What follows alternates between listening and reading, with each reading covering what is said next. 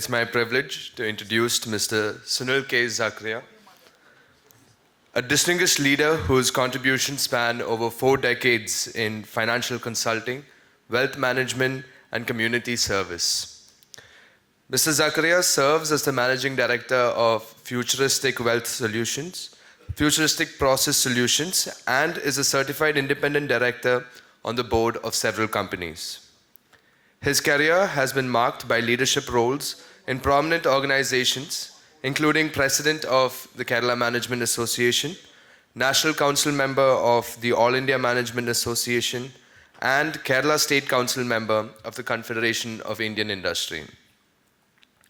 Beyond his professional achievements, Mr. Zachariah embodies what is known as the third pillar, the pillar of community and societal impact. As a former Rotary District Governor, he has led transformative humanitarian efforts, particularly during crises like Kerala's devastating floods. His leadership not only brought immediate relief to those in need, but also laid the groundwork for long-term development in education, health, and sustainability. His unwavering commitment to community well-being is a testament to his belief in building a stronger, more compassionate society. A visionary and changemaker, his dedication to professional excellence and societal well-being serves as a model for us all. Please join me in welcoming Mr. Sunil K. Zachariah, the moderator of today's discussion. I have the honor of inviting the panelists, Stephen Devassy, Nikkitha, and Jacob Joy.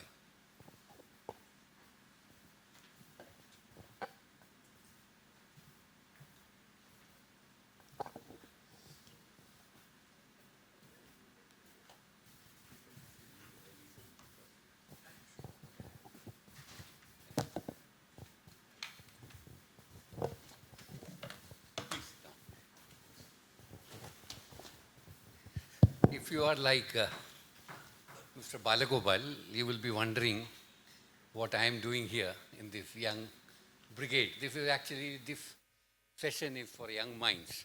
But sometimes young minds come in disguising appearances. Be it as it may, we have a very youthful panel today who are all celebrated heroes. And if I may call them exuberance, effervescence, and enthusiasm, that truly is what they are. Of late, the KMA convention learns from youngsters like them, and this will be one of the key takeaways that we do. Stephen has come all the way from Doha, has to go to the airport to catch his flight back. So I'd like to start with him. And although he doesn't need any introduction, permit me to introduce him. The highly talented Stephen Devassy has over the last 2 decades, won hearts of music lovers all over the world, and is fondly called as the Flying Fingers and the Prince of Piano. He is one of the few performing pianists in the world who can transcend all genres and limitations and enthrall audiences across the globe. He started touring the world at a very young age of 18 years. A youth icon of modern music, he is much sought after. He currently lives in Mumbai, and he has explored all possible avenues, both in the live stage and recording studios. His following on in the social media literally runs into millions, unprecedented for any young pianist or keyboard performer anywhere in the world.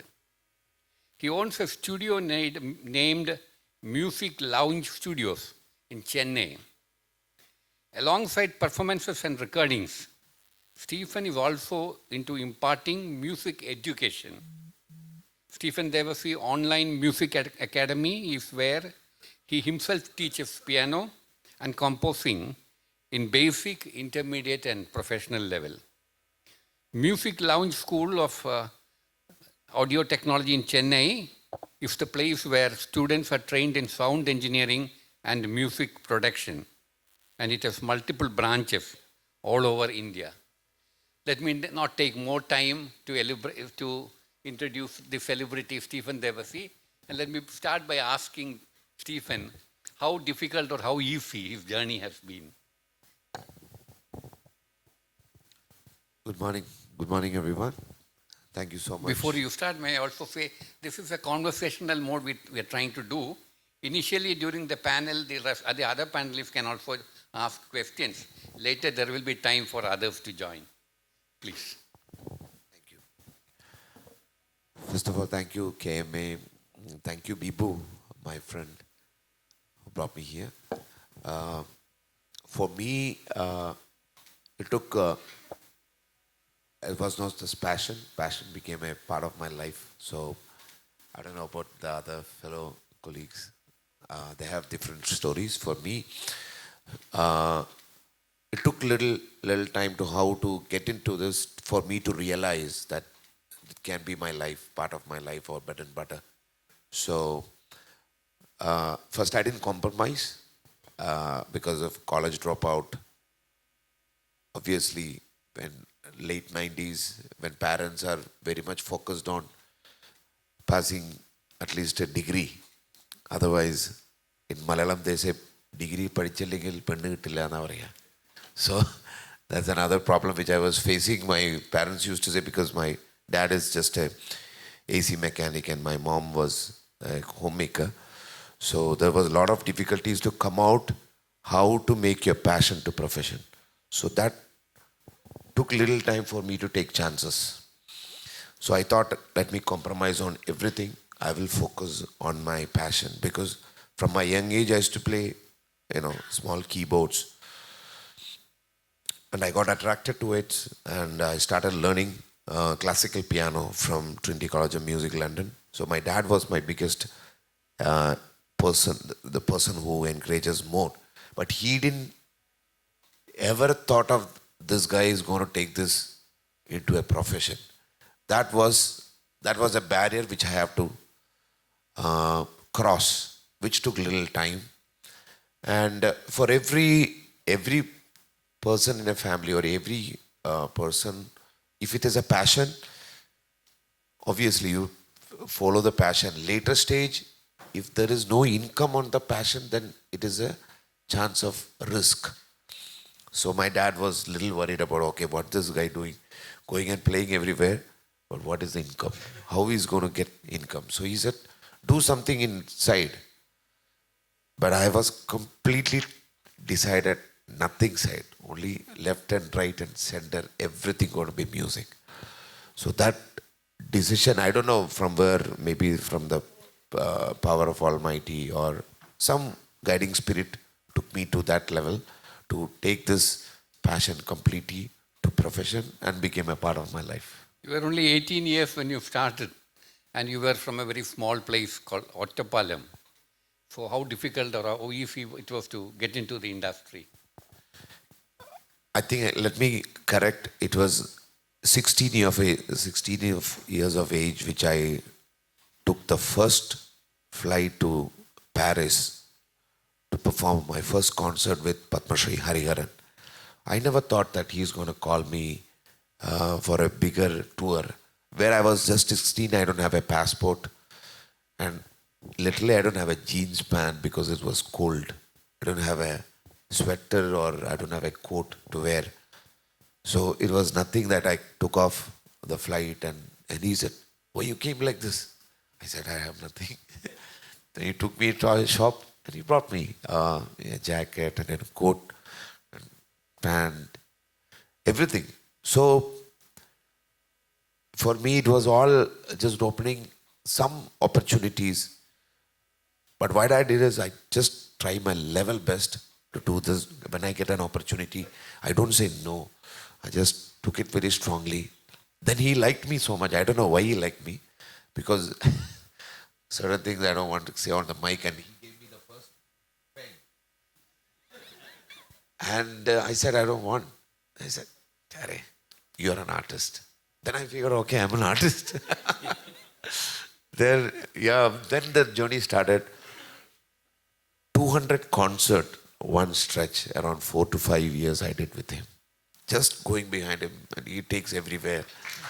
And I went to a lot of countries with him, which I don't know. I played in front of Asha Bhosle, the President of India, Prime Minister of India. And he made me meet a lot of people. I met A.R. Rahman sir through one of the concert, and everything got open. So literally it's the age of 16. But then I thought, okay, I don't want to study anymore. I'll do my music. But I did my piano training till my age of 20 years. 4.5 years of tight practice and chilla. We say chilla. Chilla is 12 hours of practice every day. So no compromise. You have to sit on the bench, piano bench. It's a wooden bench. You cannot. So I sleep less. Still I sleep less. So Bibu said, be ready at 9:30. So I woke up 8:30 where I slept at 4:30. So every day is very hard. Once you follow the passion, the compromise is too much actually. 12 hours a day every week means it almost comes up to L&T chairman's definition.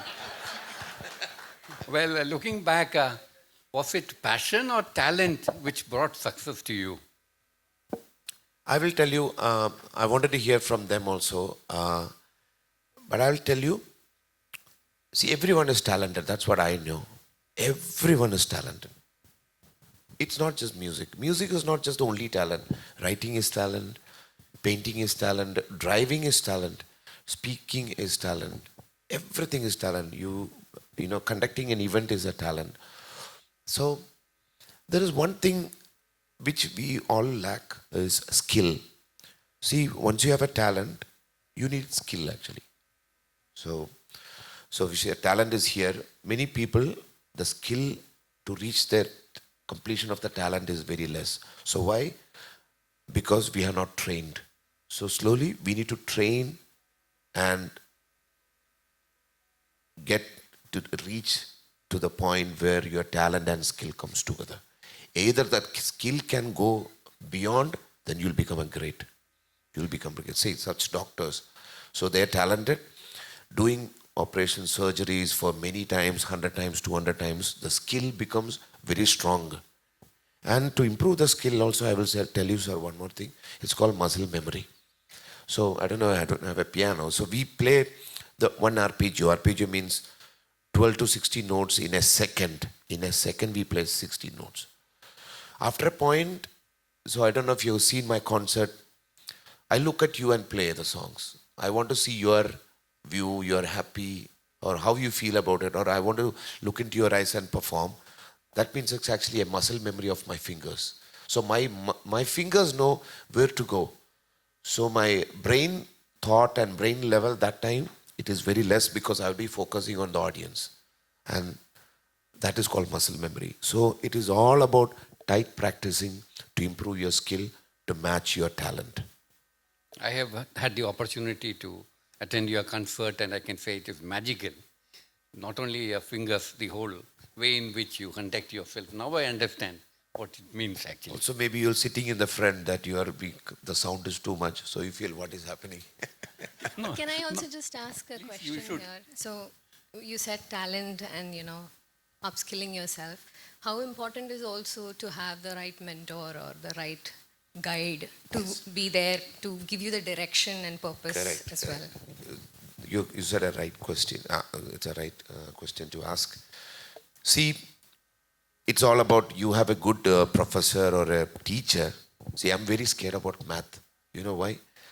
We always get a lot of chandikadi that time when we were in the school. At time, I don't know, my school time, we get a lot of meetings. So whenever the math teacher comes, I'm scared because he or she, I think 2-3 teachers, I was very bad. Just because I'm very weak, I'm an average guy. I will tell you, I'm very, very average guy. I think a lot of people, including Bibu, everyone are better than me. Every time I think about, when I feel, so the mentor or a teacher, depends on the mentor and teacher, we become stronger actually. So sometimes I loved a couple of teachers there. I was so happy to learn that subject. So even in piano, in any career-oriented job, if the teacher is good, you will become more stronger. And it doesn't mean that the teacher is going to be always with you. So because my teacher, when I was learning my piano, I had 2 teachers first. First teacher was, he shouted at me so badly. where because I am scared of him, I go and play. And still remember Thursday is my class. Till Wednesday I won't learn. I was very lazy that time. And Wednesday night I will sit and practice because I don't want to get scolding from him. So the second teacher he was so nice, but he don't attempt much. So whenever that half an hour I'm with him, he tell a couple of things. And he is my great teacher. And after a point, when I started playing with Zakir Hussain, Khanzab and AR or Umayalpuram Shivaraman sir, Hariharan Padmashri, all the great musicians, when you play with them, they teach you indirectly. So you have to find a teacher in anyone. So it doesn't mean that you are on the life takes, you find a lot of teachers. Either you are younger to you or elder to you, doesn't matter. If you find something, you should accept it and adapt it. Is music lounge a commercial concept or a mentor concept?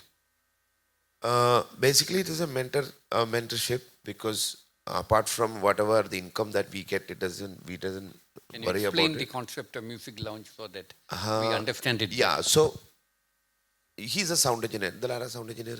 Yeah. So we develop people like him, which can operate all this technicality, especially not for the live sound. Now the cinema has become very big, so we develop students to how to play a big role for the softwares, because now it is not one person, 100 people sitting together for recording. So after A.R. Rahman brought the technology from the Western, you have a producer, you are a producer, you produce music, musicians comes one by one. So everything on the board, we get a DAW, we get something like Pro Tools or Logic Audio, where there are 200 tracks. All the tracks will be recorded in different times, multiple times. So sometime anyone can be a singer. I don't know if you know about it. You can tune the pitching, you can change the sound engineers for past 10 years. So they are doing well in their career. Some are in outside, that some are acoustic trainer. I think 1 or 2 acoustic engineers has been working into one of the best studios across the globe. And India is one of the top studios that we have. Bombay, a couple of studios, is one of the best studios in the world. I heard that you have a project in Kerala which will soon come alive. What exactly are you planning in Kerala? Sorry. So I want to say thanks. I didn't mention CCEK, Continuing Education of Kerala. We are tied up with them to do music lounge. So that time, Mr. Maybe the Minister of Education helped me to get the association with CCEK. So that's how we trained sound engineers. Recently, for past 2 years, so because I'm also I'm into cinema, and otherwise I'm into television also. Apart from performances, I'm a music producer. So whenever we goes to record or shoot television or inside shoot things, we don't have much facility for a bigger scenario to shoot something huge. So suppose you wanted to shoot a car crash. Car crash means nowadays we don't need to go outside.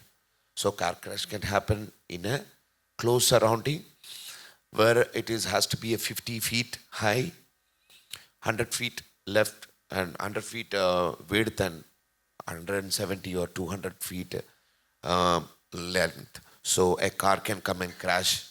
So the trucks can be inside and anything can be inside. We need to bring big rocks made or mud, or we need to make a pool. So everything has to be air conditioned. So I'm making a property in Kochi, Kalamasheri, which is around 50,000 square feet of 50 foot of height. And we have something called catwalk. So people has to walk on top to figure the lights, and the cameraman has to be on top. So it's a facility. So I'll invite whomever I know to watch that. It is going to be a different experience, and it is going to be the biggest shooting floor in South India. So it is in Kalamasheri. So as I'm a TV artist, I'm a television artist, I'm very fond of a lot of actors like Mohanlal. They're all fed up of doing shooting outside. So they wanted to come inside. So we might have to build an apartment or build a home.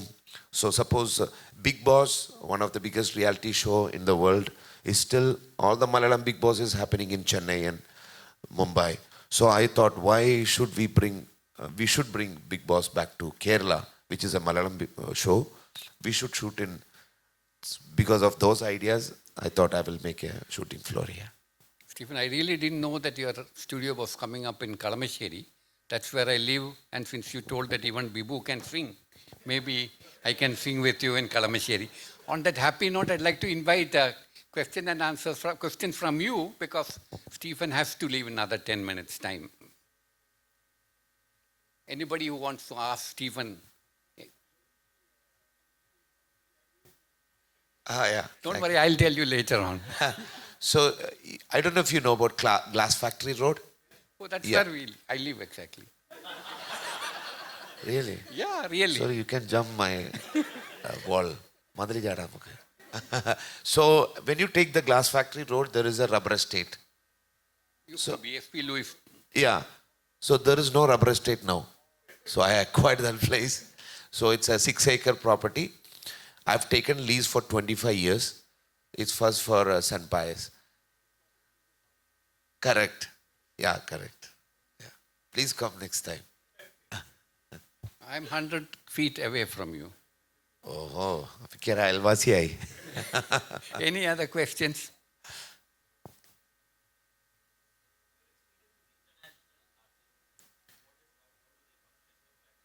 Yeah, I have. God was so great that I got some amazing opportunity to work with some Grammy Award winners and Oscar Award winners. So, what I felt is they are more structured. നമുക്ക് structure ഇല്ല നമുക്ക് പറയാൻ പറ്റില്ല പക്ഷേ we have to develop more structure of our what we are doing. So couple of artists like I don't know if I name that's a problem. Yeah, if suppose I take London Symphony Orchestra. So recently I worked with Czech Symphony Orchestra. First of all, they are very disciplined because their structure of music and performance and anything they do, everything was very pakka. That's why we need to develop more musicians across to bring the international audience here. So their discipline is something which we should follow. And in terms of, we are very strong is in terms of musicality and depth of music. And what I felt after performing for more than 60 countries and around 1,000 concerts if I performed outside in the world, I will tell Indian musicians are amazing. We have some amazing potential because we have strong training from Indian classical, suppose Carnatic music or Hindustani music. If you are trained, then I will tell that India is international. Now India is international because everyone wanted to connect with Indian musicians. And thanks to the great Allah Rakha Khan Saab or Zakir Bhai and a lot of amazing bigger artists who worked from past 40, 50 years. So now they wanted to work more with Indian music because the certain Indian music, especially the Indian classical music, is very intricate. It is very tough to adapt with another Western musicians. So things are going much beyond. It is going to be, India is going to be more international. It's already international. So stay in India, stay international. That's what I think. We have time for one last question if you have. If you don't have a question, I have a question. How has social media helped you to make Stephen Devassy as a brand? Obviously, we should adapt every progressive things that happens or every contemporary things that happen in the world. So, I'm not from social media. I'm not a one-night artist who made one night. Some people on Facebook and other social media, you have millions of. See, people who wanted to follow, they will follow that. I'm not very much fond of social media. I'm very shy. Basically, I don't know why I became like this. I'm a very introvert and shy person because of my profession which we needs so much of show a lot of happiness and I'm happy or I'm talkative. I'm not like that. I'm little pulled off from all those things. But we need social media because now, there was a time which I used to, and people in my age group, we used to hunt for a platform, an audio label company. Like suppose, like there are a lot of audio label companies, international and Indian, to take our one song to be portrayed. So we go to them and say, sir, please listen to our song. Or if a movie comes, we speak to multi companies and ask for, then the negotiation happens. Now, after the social media became big, now you are a platform. You put a song and now it's not become famous, sir. You know that. It is called viral. So it is bigger than famous now. You are a viral artist. They ask me, either you are famous or viral. So the social media has taken into a different level for even the art, because you have heard some songs become viral. Either it is good and bad, it becomes viral. So social media has a big impact. I'm not much into social media, but people wanted to know what this guy doing, what I'm doing, where I'm performing. So we put all the posters, we put some special concert. I don't know if you know about, there was a Hortus concert happened in Calicut. So Hariharan came with a different, he was coming with a local guy, coming with putting a wig. Well disguised. Yeah, so suddenly he came and sang. So that became, I think, for 1 week in social media, it was ranked 1. So the people called and they said, when your next act is going on. It all happened because of a so Hariharan said suddenly, I want to do something. So, and now people are thinking it is all deliberately we made that actually. It just came just like that. So, yeah, social media, we need social media, but we need to take it positive. There are a lot of negative also when social media comes, because you don't know what is going to happen in a moment. The career goes down just because of one word of speaking, So let's be careful and let's be happy, and maybe we will be very positively taken for social media. Thank you, Stephen. Thank you very much. What stands out is your humility. You have repeatedly said you're average, you're shy, but you're certainly a musical genius. Thank you for finding the time and traveling all the way to be with KMA this morning. Actually, I wanted to listen to them. I I have 10 more minutes, so I'll sit and I'll go. In the meantime, would you like to hand over mementos if you need to? Okay. So next we go to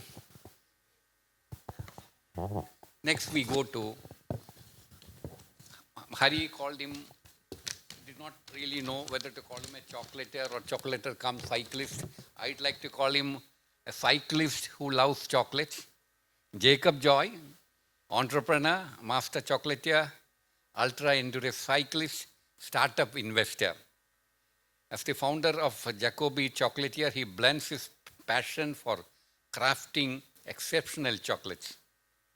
He has wide skills in negotiation, business planning, operations management, international business, and he brings a well-rounded approach to everything he does. His academic background includes an accelerated development program in business administration and management from the famous Wharton School, University of Pennsylvania. In August 24, he conquered the North Cape 4000, a 4,176 kilometer self-supported cycling journey across 8 countries. These endurance challenges inspire him to draw valuable insights and parallels between life, business, and sport. Beyond chocolate and cycling, Jacob was the national chair of Young Indians, the youth organization of CIAL. Currently, he is the president of TAI Kerala, possibly the youngest president of TAI, and an active member of the Kerala Angel Network, mentoring and supporting entrepreneurship and investment in startups to create meaningful impact. Jacob is a very good friend of mine, and may I request him to please tell us his story. Oh, good morning. Thank you, KMA, and thank you, people, for having me here. It's an absolute honor. I keep joking to friends that I speak more about cycling than business today, because once I finished cycling, I don't think I speak business anymore. Everyone asks me to speak only about cycling. But to give you my journey, fortunate to be born into a business family, but I think more fortunate to be allowed to do the things I wanted to do. And I think that's very important, where I was allowed to follow my own path, create my own path, and actually even go against what was being currently done. Wherein my father did agree to shut the business because I said this is not going to work.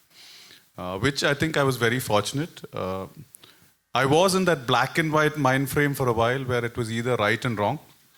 And like Balasan said in his speech, the gray or the nuances of life catch up as you age, and then you realize that you're living in a fool's paradise. So today I think the gray is what matters, and I'm graying also. Chocolate was a passion for me always, and like Stephen said, it's good to have a passion, but then you had to follow up, or I had to follow it up with knowledge on chocolate. So my friends call it a midlife crisis again, because I just took off for about 5 years, traveled the globe, learned everything I could about chocolate at that point in time, from South America to, I don't know, I've traveled across everywhere, working under chefs, working in roadside chocolate shops, working under master chef, chocolatiers, just to learn and follow my passion into chocolate. Also very important in that journey was to the question saying, why don't we get good chocolate in India? And why is it that I'm always calling someone coming from outside to bring me chocolate? So that was my problem question. And I realized that we can have good chocolate in India as long as I didn't want to make it a billion-dollar enterprise. There was a niche for it, and I realized that there is sufficient market for that. And I decided to pursue that, and that's what I do today.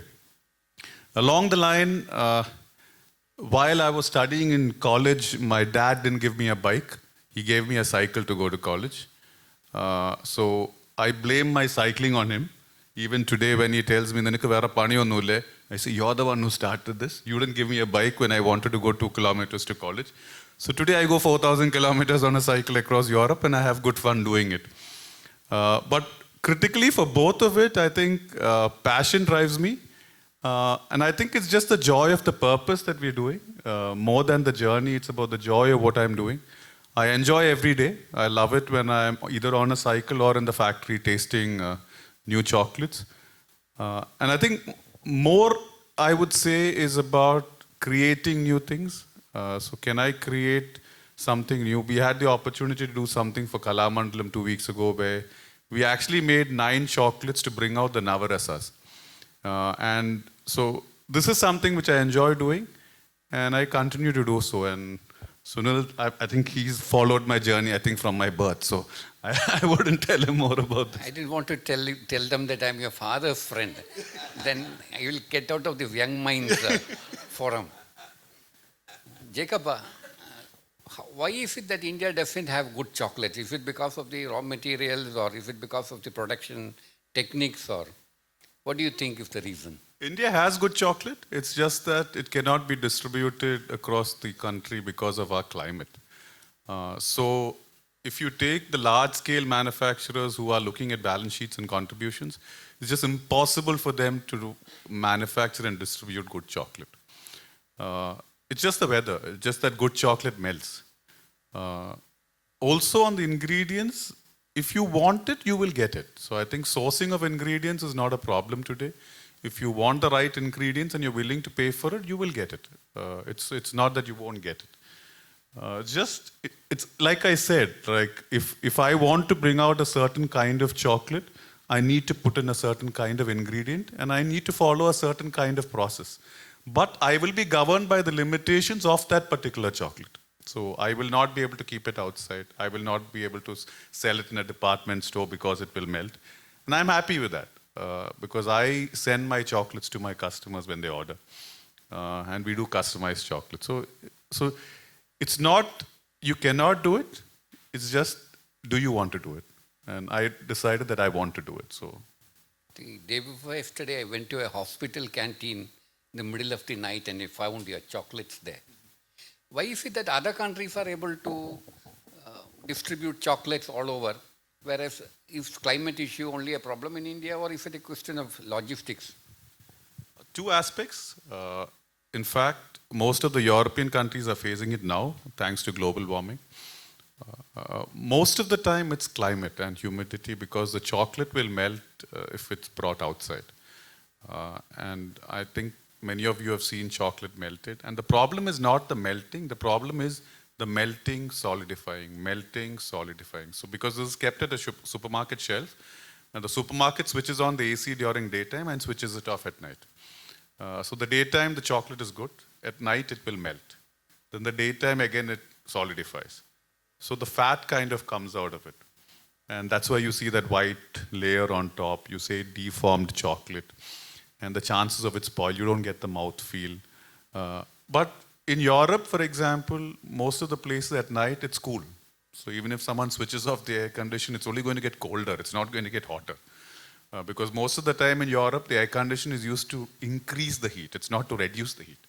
So your chocolates are safe. Also, I think a large part of it is in terms of ingredients. Are you using artificial ingredients? Are you using natural flavors? Are you using the actual fruit? How much cocoa butter are you using? Or are you using vegetable fat? For example, a chocolate, okay, a compound which has vegetable fat is very easy to work with.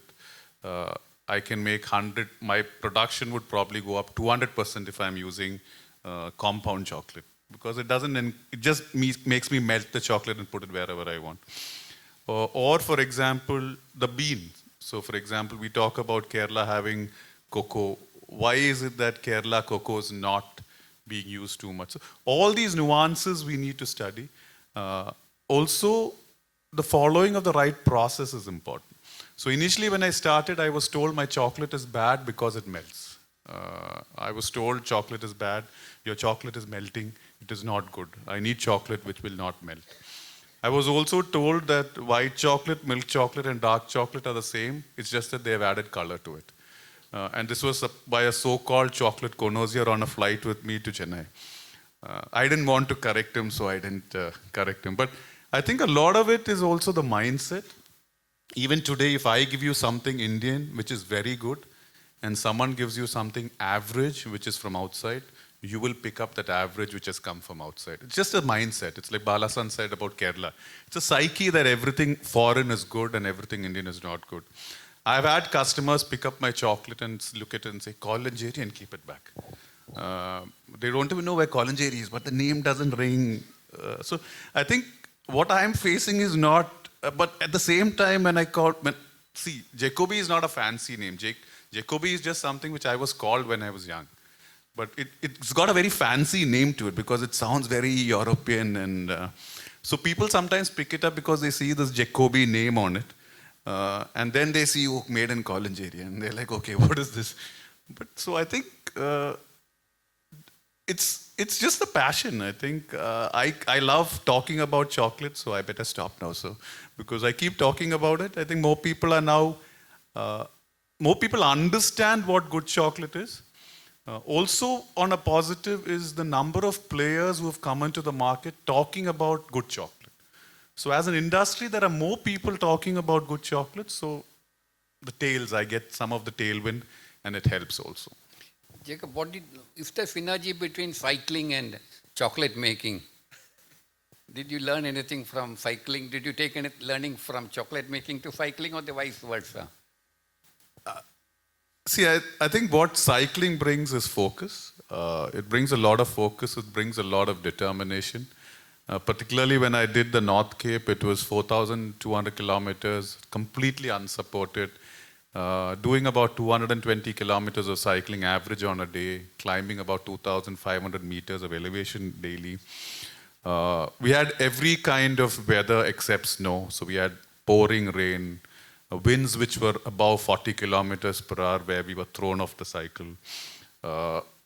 Sun which was burning where we had to literally pour sunscreen on ourselves. So what this gives you is perseverance. And what I've realized over many years is that you tend to perceive more if you're passionate about what you're doing. So if you're passionate, so I'm passionate about chocolate, I'm very passionate about cycling.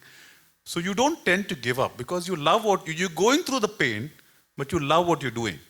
So you endure that pain and you keep doing it. So I think that is what I've learned from this, and this is what I take to each other. I just perceive, I like it.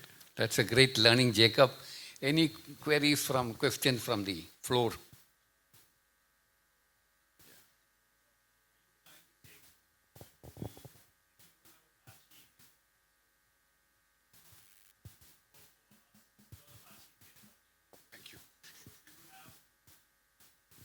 Have a vision to take it up to the Bombays or Delhis, or are you already there? I'm not sure.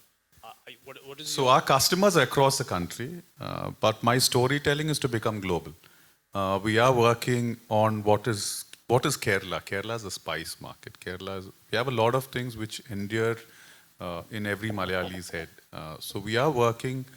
And the second question that you said, that why you don't get chocolates available throughout all the departmental stores. See, most of the chocolates today in the country are made out of palmolene. Okay, palmolene, which is all engineered fats. You cannot get a 5 rupee chocolate, sir. You cannot get. Please correct me if I'm wrong. I agree. 5 rupee chocolate is not. I used to manufacture engineered fats for Cadbury. My family business was that. We used to extract engineered fats out of kokum and all other compounds. And then we used to supply it to, Cadbury and Vadilal. 5 rupee vanilla ice cream. No, vanilla is the most expensive spice of the world. You cannot get it. So people have started using different ingredients so that they can, elongate the shelf life of any product. Thank you for those inputs, and to all of you here, I must say, Jacob will be happy to distribute samples in the evening. I didn't hear that part. No, just I should step back. On behalf of JJ Confectionery, if I make this announcement. If I could just add to what you said, a lot of us don't read the ingredients in what we eat. Technology is developing at a rapid stage, and today every food that we eat is engineered for shelf life, for taste, for color, for visual appeal. And since we get so used to that, for example, if I use a natural color in my product, and when I use a natural color in my product, I'm told that it is not shining enough. It will not, because it's a natural color. The tendency to fade is much higher. If I use, for example, the same fruit, the fruit has a different flavor. I cannot, if I get a mango today and a mango tomorrow, both of it is going to taste different.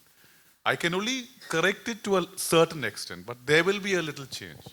So so today's companies are about, as Henry Ford said, a line manufacturing system, right? You want everything to be the same.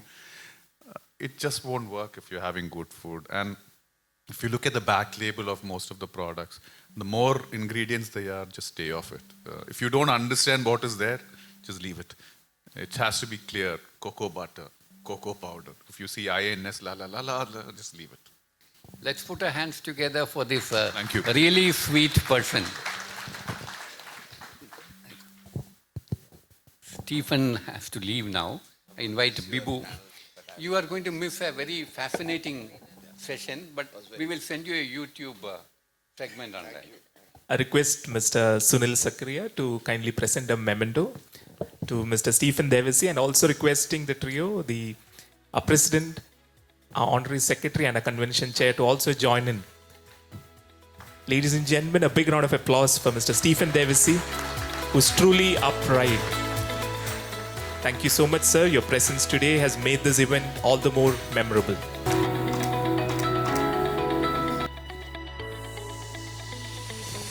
It is my great pleasure to introduce to you charming Nikkitha Shanker.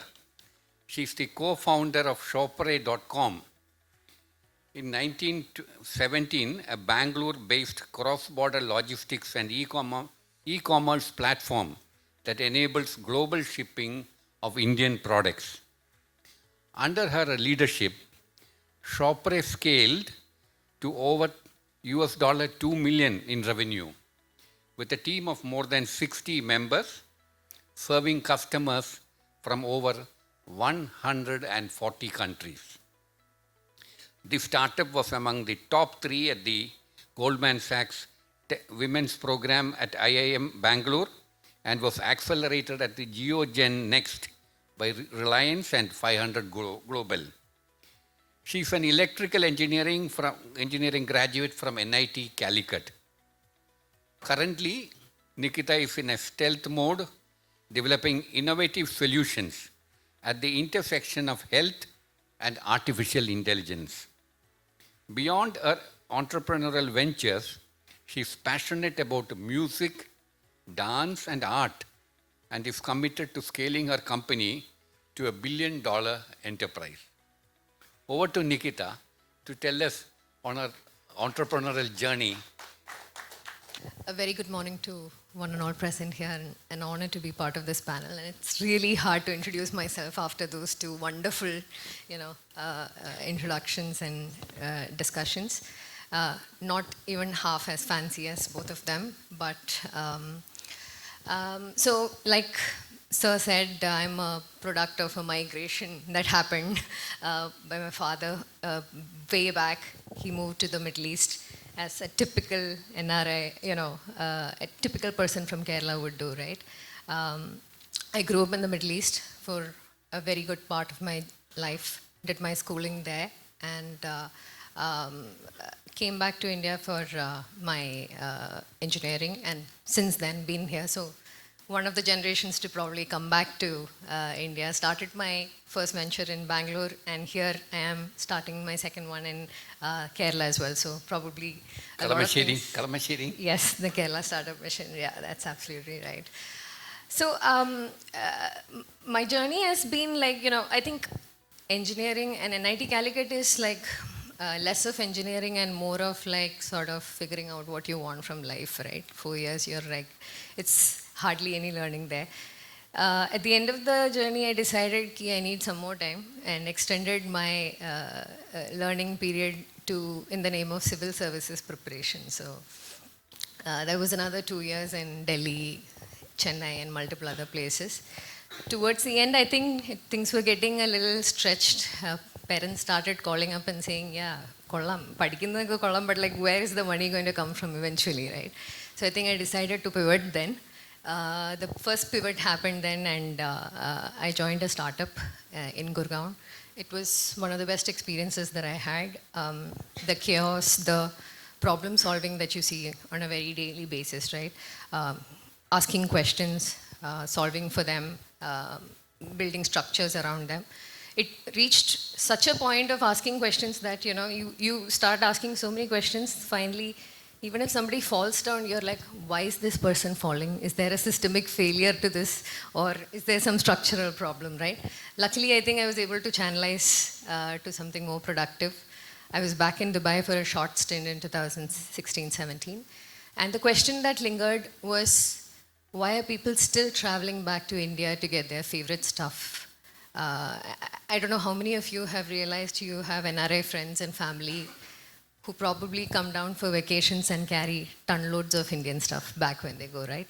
That was the problem that we wanted to solve through Shoppre. What Shoppre essentially does is provide an Indian address to everybody who's living outside of India, and they use this address to shop from stores across the country. Their goods then come to our facility where we give them a storage period of 20 days within which they can buy as many things as they want. Finally, we put it all into one box, consolidate, repack, and send it to their doorstep wherever they are across the globe. That was what Shoppre stood for, to be able to help somebody living outside of India to easily access their favorite product from India without having to rely on their uncles or somebody traveling back from India. So, I think the journey has been really great. We were able to scale to around 2 million in revenue and a team of 60 plus, shipped to around 140 plus countries across the globe. Now, I heard that early days was very difficult. Can you tell us about your early days in Shoppre? I think it's difficult for everyone. But I think, like I said, all startups have a 0 to 1 journey. Then there's a 1 to 10 and then a 10 to 100, right? And the challenges that you face in each are like pretty different through these phases. For me, I think particularly what stands out as hard is your 0 to 1 journey, which is where you're saying you're an entrepreneur, but it's borderline unemployment, right? You're pretty much not having much budget, or there are no resources. You're trying to find that one customer, then your first 100 customers. You're trying to find the initial few people who can trust in your dream and then follow you to join and work as a team and build things together, right? It's not easy to get that trust from people. I still remember the first office that we had. It was in Koramangala. I was staying in the office for at least a good 2 to 3 years. Stayed away from family. They were in Dubai. I had married, my husband and parents were in Dubai. Moved away from there, stayed in the office for a good 3 years, working from sort of like 6 a.m. to 12 p.m. Yes, the L&T standards. Yeah, well, and without much of weekends, so the 0 to 1 journey is a little crazy, and I think if you don't have enough passion, and like he said, if you have passion, you sort of enjoy what you're doing. Otherwise, it's very easy to run out on fuel during those early days when resources are so few and ambiguities are so high. You don't even know what's going to come around. Is this going to take off? Is this going to make sense? So many ambiguities around that. So I think that has been the most challenging part of the journey. One thing I can say right from the beginning, one person who has been in this room is L&T chairman. Actually, why is it that you want the second unit that you are having, you're planning to have in Kerala? You could have had it in some other place. Is there a reason why you're coming to Kerala? Honestly speaking, I think one is there is ample government support right now with respect to Kerala Startup Mission.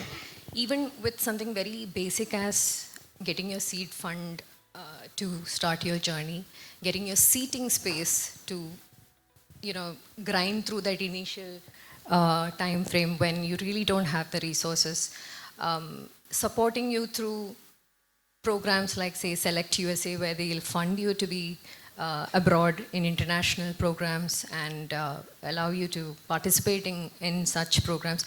I think the ecosystem has considerably developed that way. These are all factors apart from obviously the good air and the good water and the roads and traffic, right? But Bangalore it's a vibrant ecosystem even now. There's no doubt about it. But always having a parallel ecosystem in Kerala can add a lot of value to that core ecosystem that you're building in Bangalore, be it cost, be it support, be it the learning that you can get. All these are amplified here as well. The whole concept of Shoppre itself is very innovative.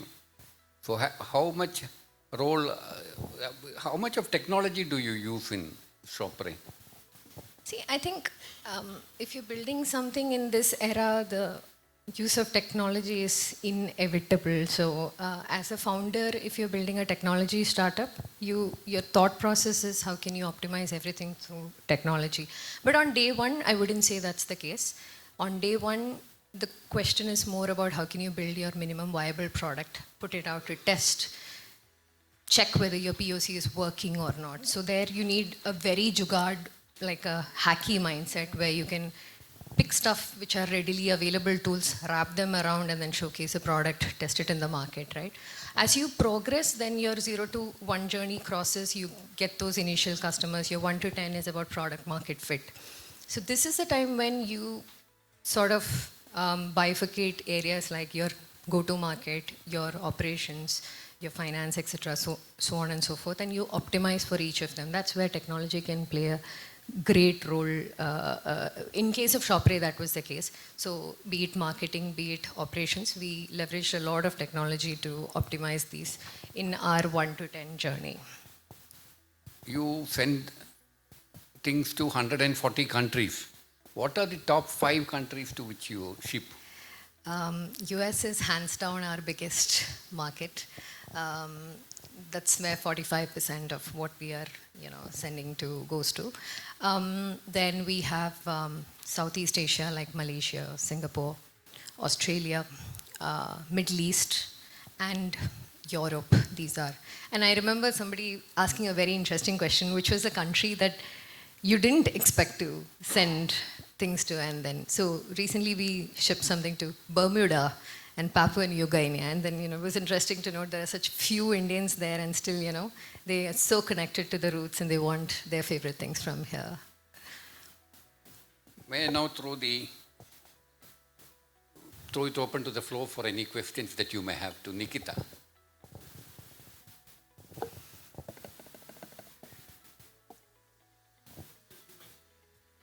So right now we're building at the intersection of AI and healthcare. The thought process is that even developed countries like, say, the US spend close to $1 trillion on healthcare, and they're like understaffed by around 6 million plus workers. So there's a massive gap in terms of the staffing of healthcare. So you don't even need to think about a country like India, right? So our thought process is we don't want to chase the hiring game. It's virtually impossible to keep training and hiring. So we want to ensure we can develop AI agents and employees who can add to this workforce, reduce their repetitive works, and so that the existing workforce can focus on patient care better.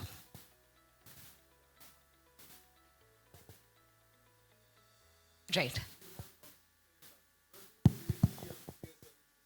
Between, or are you in the premium segment, or how do you place yourself? So we are an aggregator. So two sides to this, right? One is we're trying to build a community of global shoppers. So we have 200,000 plus users across the globe who are trying to shop from India. So that's our core, building the demand side. For the infrastructure, we are an aggregator. We are tied up with DHL, FedEx, DTDC, Aramex, all these folks. There are players who already have done it really well and they know how best to do it. Our intention is to ensure that our tech will channelize the shipments through the right courier partner to the right destination based on the weight of the product, nature of the product, the destination country, so on and so forth. So if I have to piece it, one is we are a demand generation for creating a community of global shoppers who want to shop from India, which is not what a DHL does. Second is we are an aggregator of these infrastructure services so that the end consumer can seamlessly get these goods wherever they are.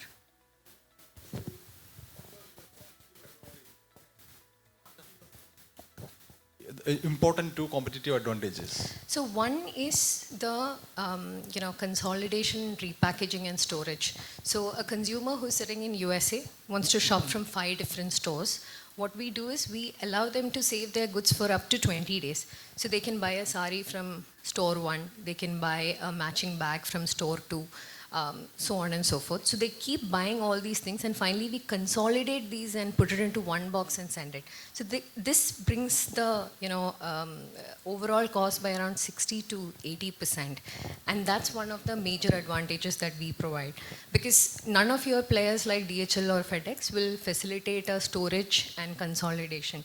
Along with that, we add a lot of services, like when the product comes to our warehouse, we open the package, click a photograph of the product, send it to the consumer. So in case if he doesn't like the product, he can even send it back to the store. So this doesn't have to reach all the way to the US and then disappoint the user, right? So there are a lot of value-added services around this, which is why consumers rely on us instead of directly going to, say, a DHL or a FedEx. And we, of course, also have the bulk shipping rates with these folks, so that can be translated to these end consumers. Thank you. Hi, just want to ask one question here. One of the most unorganized shipment which happens from India is of medicines. I think that's most, why I say unorganized is that because a lot of people come and take their medication because in India, medications are cheaper. So how do you cater to such kind of requirement? How do you handle that? And is that legal? And how do you take it to from door to door from India to most of these countries, especially Middle East, or to the US, or to the European countries? Right. I think Our capability comes in being able to tie up with multiple courier partners who have these capabilities, right? Say, a DHL will not accept medicine, but a FedEx to USA will accept. An Aramex will not accept medicine to USA, but they accept to the Middle East.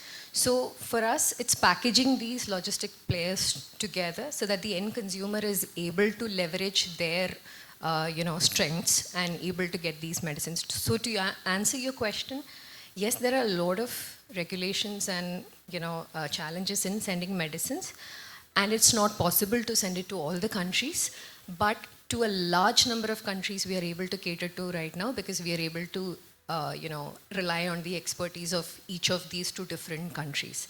And this is really challenging if the consumer had to directly find out who is going to send which, who's going to accept these medicines to be sent. Like, is it an Aramex or is it a FedEx? It's a DHL. It's impossible for somebody sitting in USA to sort of figure that out. So we become that one-stop solution for where they can sort of reach us, and then we help them ship these.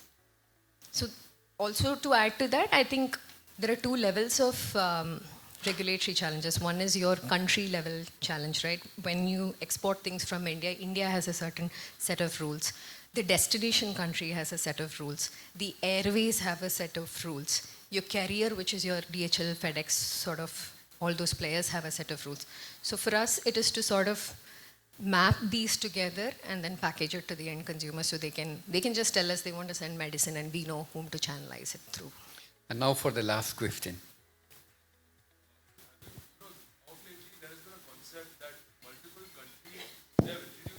Of a personal shopper.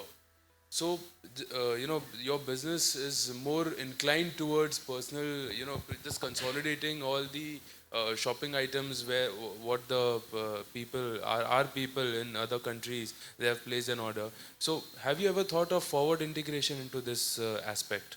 Absolutely. So, one is we already have a personal shopping service wherein we also shop on behalf of consumers so that there are cases or challenges that consumers face where their cards are not getting accepted in stores in India, or many websites mandate you to have an Indian number to log in, so on and so forth, right? So these are the challenges that they face, for which we provide them with a personal shopping service. The next level of growth for us is going to be our integration with ONDC, which is in process, which is the Open Network for Digital Commerce. I think it's a brilliant initiative by the government, and it's going to be a watershed moment in commerce in India, just like how UPI was some years ago. So our eventual thought process is to ensure that the 63 million plus small businesses in India are going to be taken to the globe, and through personal shopping, through AI integrations, through curations, multiple other ways, leveraging ONDC as a technology. The very concept of Shoppre itself is very innovative, and Nikkitha's passion was very obvious in the discussion here. On behalf of all of you, let's thank Nikkitha for that wonderful. Thank you so much. Over to the Convention Committee and KMA President. Thank you so much, sir.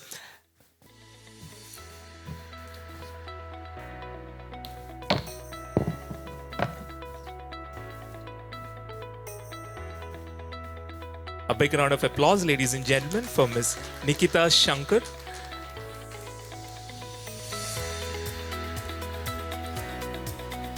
Keep the applause going for Mr. Jacob Joy.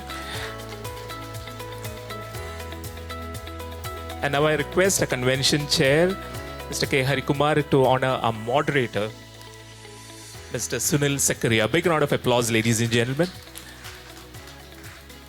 I request all of you to kindly pause for a photograph.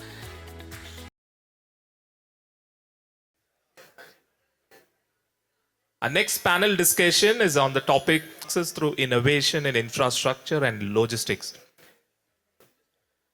To introduce the moderator of this panel, we have the Secretary of KMA Young Minds.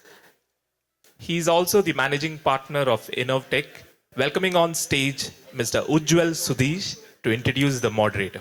Ladies and gentlemen, let me take this opportunity to introduce our moderator for the panel discussion of success. Success through innovation in infrastructure and logistics. He is a distinguished leader whose career exemplifies dedication, innovation, impactful governance. Mr. Suhas IAS, a qualified electronical engineer, a proud native of Bangalore. Mr. Suhas cleared the prestigious UPSC exam in 2012 and was assigned to Kerala cadre. His tenure as district collector in Wayanad, Alappuzha and Ernakulam was marked by groundbreaking initiatives such as establishing India's first oxygen war room during COVID-19 crisis, an innovative model later adopted by Kerala government. Currently, he is serving as the managing director of Kochi International Airport Limited and Roads and Bridges Development Corporation, Kerala. He continues to lead purpose, focusing on impactful administrative programs, technological advancements. Please join in welcoming Mr. Suhas IAS. Ladies and gentlemen, a very good afternoon to one and all present here, and a very warm welcome to this panel discussion on innovation in infrastructure as a growth driver. It is a big privilege for all of us to be a part of this KMA convention, which is a platform which brings together young leaders, industry stalwarts, and visionaries to deliberate on various topics which is going to shape our future. For a change, I won't be talking about CIAL in the beginning. Maybe I'll take questions in the end during the question and answer session. Infrastructure, as we all know, is the backbone of economic growth. However, in today's fast evolving world, it's not just about building physical structures. It's about bringing innovations in them. We all strive. In fact, in CIAL, that's what we have been doing since last 2 years, to create sustainable, efficient, and future-ready systems. From ports to logistics, road networks, infrastructure innovation is now redefining how economies function, how businesses thrive, and eventually all this results in how our society progresses. Today, as the moderator of this panel, my role would be to guide the discussion and ensure that we explore various perspectives on this transformative theme. We are all very fortunate to have an exceptional panel members with us. They are the key stakeholders in infrastructure ecosystem of Kerala today. Firstly, let me introduce Mr. Praveen Thomas, my friend. I know him since a long time. We have worked together when I was Ernakulam collector as well. He's the CEO of DP World, who leads the operations at Kochi International Container Terminal. He's having a very vast experience in port infrastructure and logistics, and he'll shed light on how ports drive innovation and economic growth. Next, we have with us Mr. Yash Radia, who is the CEO of International Business at MPRS Shipping and Logistic Private Limited, UAE. He is going to get us a perspective about how global shipping operates. He'll also focus on how innovation in logistics can enhance global trade and connectivity. We have Mr. Afdhel Wahab, who is also my friend, founder of Indus, a pioneer in shared mobility solutions. He'll be sharing insights from the road user perspective, which is the other end, which highlights the role of infrastructure in creating seamless mobility and sustainable transportation solutions. So together, we'll all delve into topics such as technological advancements, sustainability, public-private partnerships, also the challenges and opportunities which is shaping up our infrastructure landscape. This is how we'll schedule it. Initially, we'll have 5 questions for each of them. maybe they'll take an answer, they'll answer in a minute each. Then finally, follow-up questions to them for 5 minutes. And in the end, we'll have a question answer session for 5 minutes. So I would encourage you, our esteemed audience, to actively participate and pose your questions at the end during the question answer session. So let us make this a very enriching and a truly interactive discussion. And with this, let me begin by hearing from our panelists. I'll start with Mr. Praveen Thomas, who is the CEO of DP World Kochi International Container Terminal. Our focus, sir, would be with respect to infrastructure development in ports and logistics. And let me begin my questions with respect to Kochi International Container Terminal's role.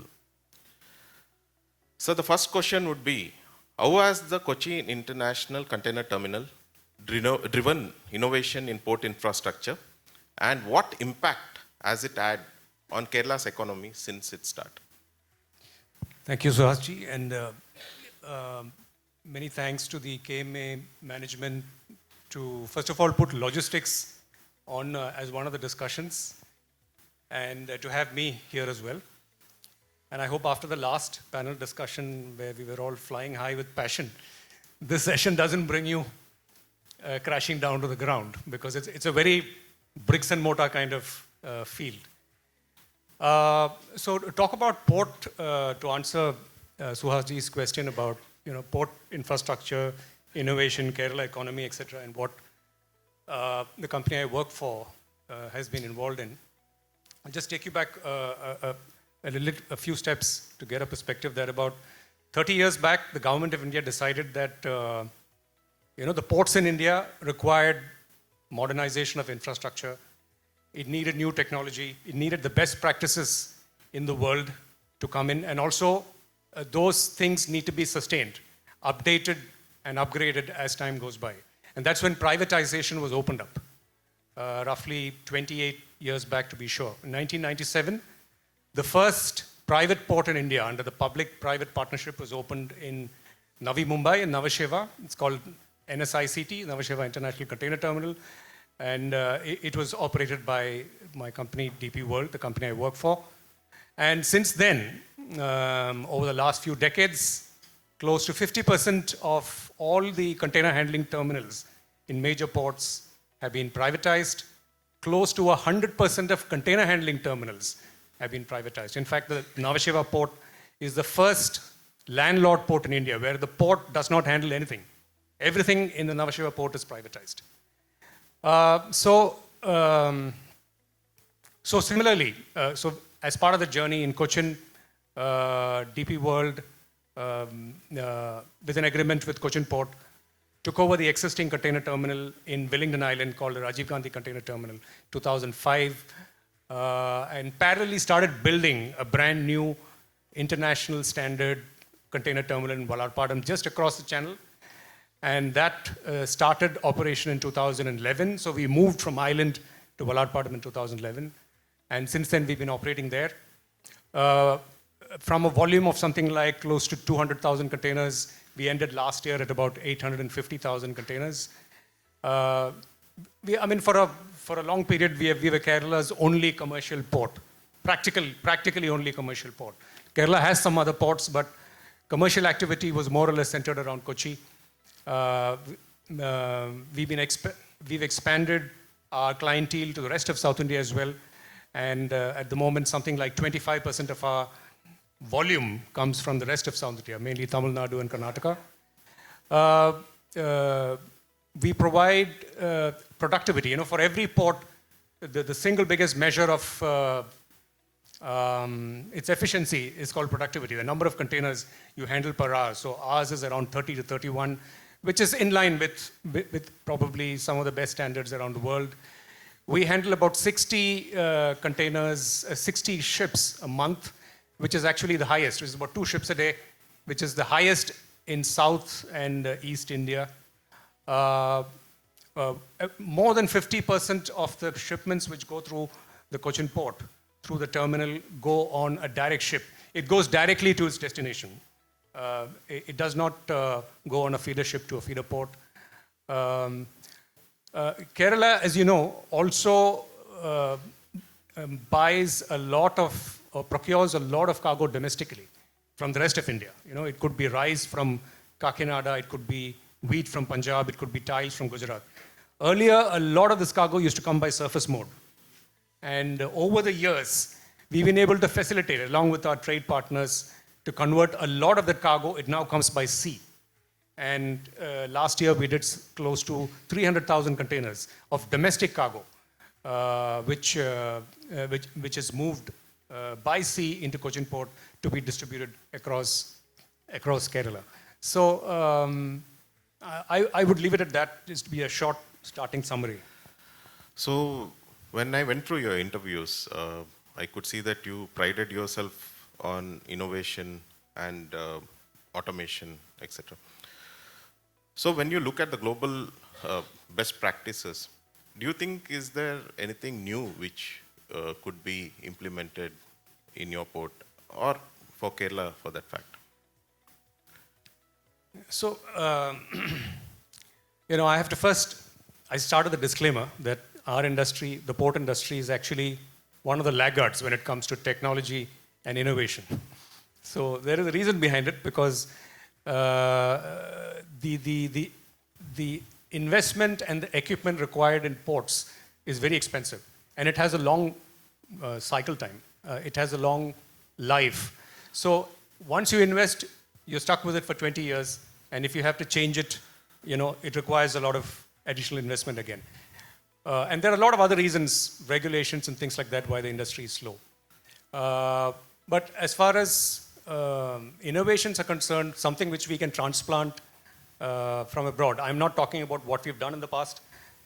See, one of the biggest constraints in a port is land. And I think this is very, very relevant for the state of Kerala. We are heavily constrained for land, as you all know. And one of the areas which takes up a lot of space in a port is the space where you store containers. That takes up the maximum area. So we occupy something like 65 hectares in Vallarpadam, and a lot of that area is taken up for land which is used to store containers. So one of the innovations which we have piloted abroad and is now at different stages of implementation in 4 ports is something called box bay. In a typical, container yard stores containers 5 high. In box bay is an automated container storage system which goes up to 11 high. So it more than doubles the capacity of a stack. And not only that, it's an automated pick, wherein you don't need to move any containers to pick the container you want. It's an automated system. You want a particular container, it goes and picks it up directly. So there's something like a 200% improvement in productivity. And eventually, maybe at some point, we will look at it in India.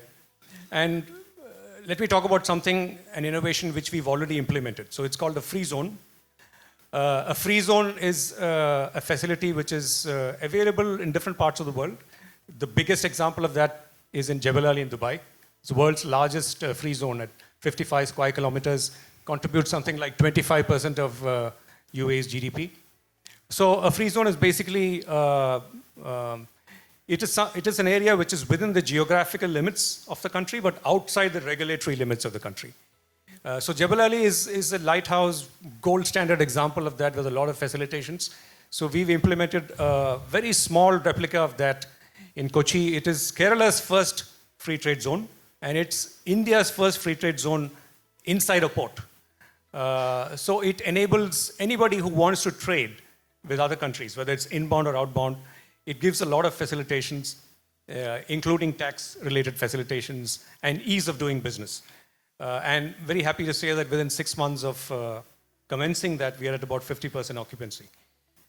So, thank you. So let me come to the art question. So since you started the operations, what were your biggest challenges you have faced? And then what is your future vision? And also referring to your previous answer, you talked about difficulties in modernizing. Can this be addressed through PPP partnerships, which all hail as one of the solutions? So, as I mentioned in the beginning, the PPP model, the public-private partnership model, was welcome move by the government, basically to modernize ports. Now, after having lived through this regime for something like 30 years, there are some learnings, and the government is also looking at it. So one of the challenges which I think most of the ports in India have is what is known as draft. Draft is basically the depth inside a port. So if you want to handle the biggest container ships in the world, your ports have to be deep. Most Indian ports are not deep, with one or two exceptions. But we've reached a stage in ship technology and ship sizes wherein almost every port in your country needs to have a deep draft. Now, the other situation which exists now is maintaining this draft is mostly the responsibility of the port trusts. It's a very expensive job. This is something which the government could look at taking over, just like how the government maintains highways and the railways by themselves, facilitates it. This is something which the government could look at. Maintaining the drafts in a port could be looked at by the government directly. Other than that, as far as the public-private partnerships are concerned, there's a certain amount of contractual rigidity in these contracts, because these are long 30-year contracts, and everything is fixed in stone, the terms. So what happens is during these 30 years, when we've completed close to 15 years here, a lot of things change. The market realities change. There's a market upturn, there's a market downturn, new technological advancements come in. So it kind of reduces your flexibility to respond to these market changes when your terms are, there's rigidity in your terms. So some amount of flexibility built in. And secondly, maybe the lease term. Right now our standard is 30 years. With the kind of money which has to be invested to build up infrastructure, maybe we should look at expanding the number of years to maybe 40 or even more for the new projects. Thank you, Mr. Praveen. So let's move on. Mr. Yash Radia. He'll be focusing more on shipping and logistic perspectives. So the first question is, from your experience, how does the shipping industry influence and depend on the infrastructure innovation to enhance global trade? Very good afternoon to everyone first. Thank you so much for inviting me on this guest panel. To answer your question, Mr. Suhas, see, the shipping industry is basically a driver and a beneficiary of infrastructure development. We drive to create more and more infra, and we require that infra to work within the ecosystem. So let's say the port of Singapore, the port of Rotterdam, they have developed huge, technological advancements in their port operations, and India certainly is, leading towards modernizing all the equipment, going ahead in, reducing the turnaround time of the inventory, reducing the turnaround time of the ships to berth, so more and more ships can be loaded in, and yeah. So you are an international shipping operator. So what were the difficulties you faced during the cross-border, operations?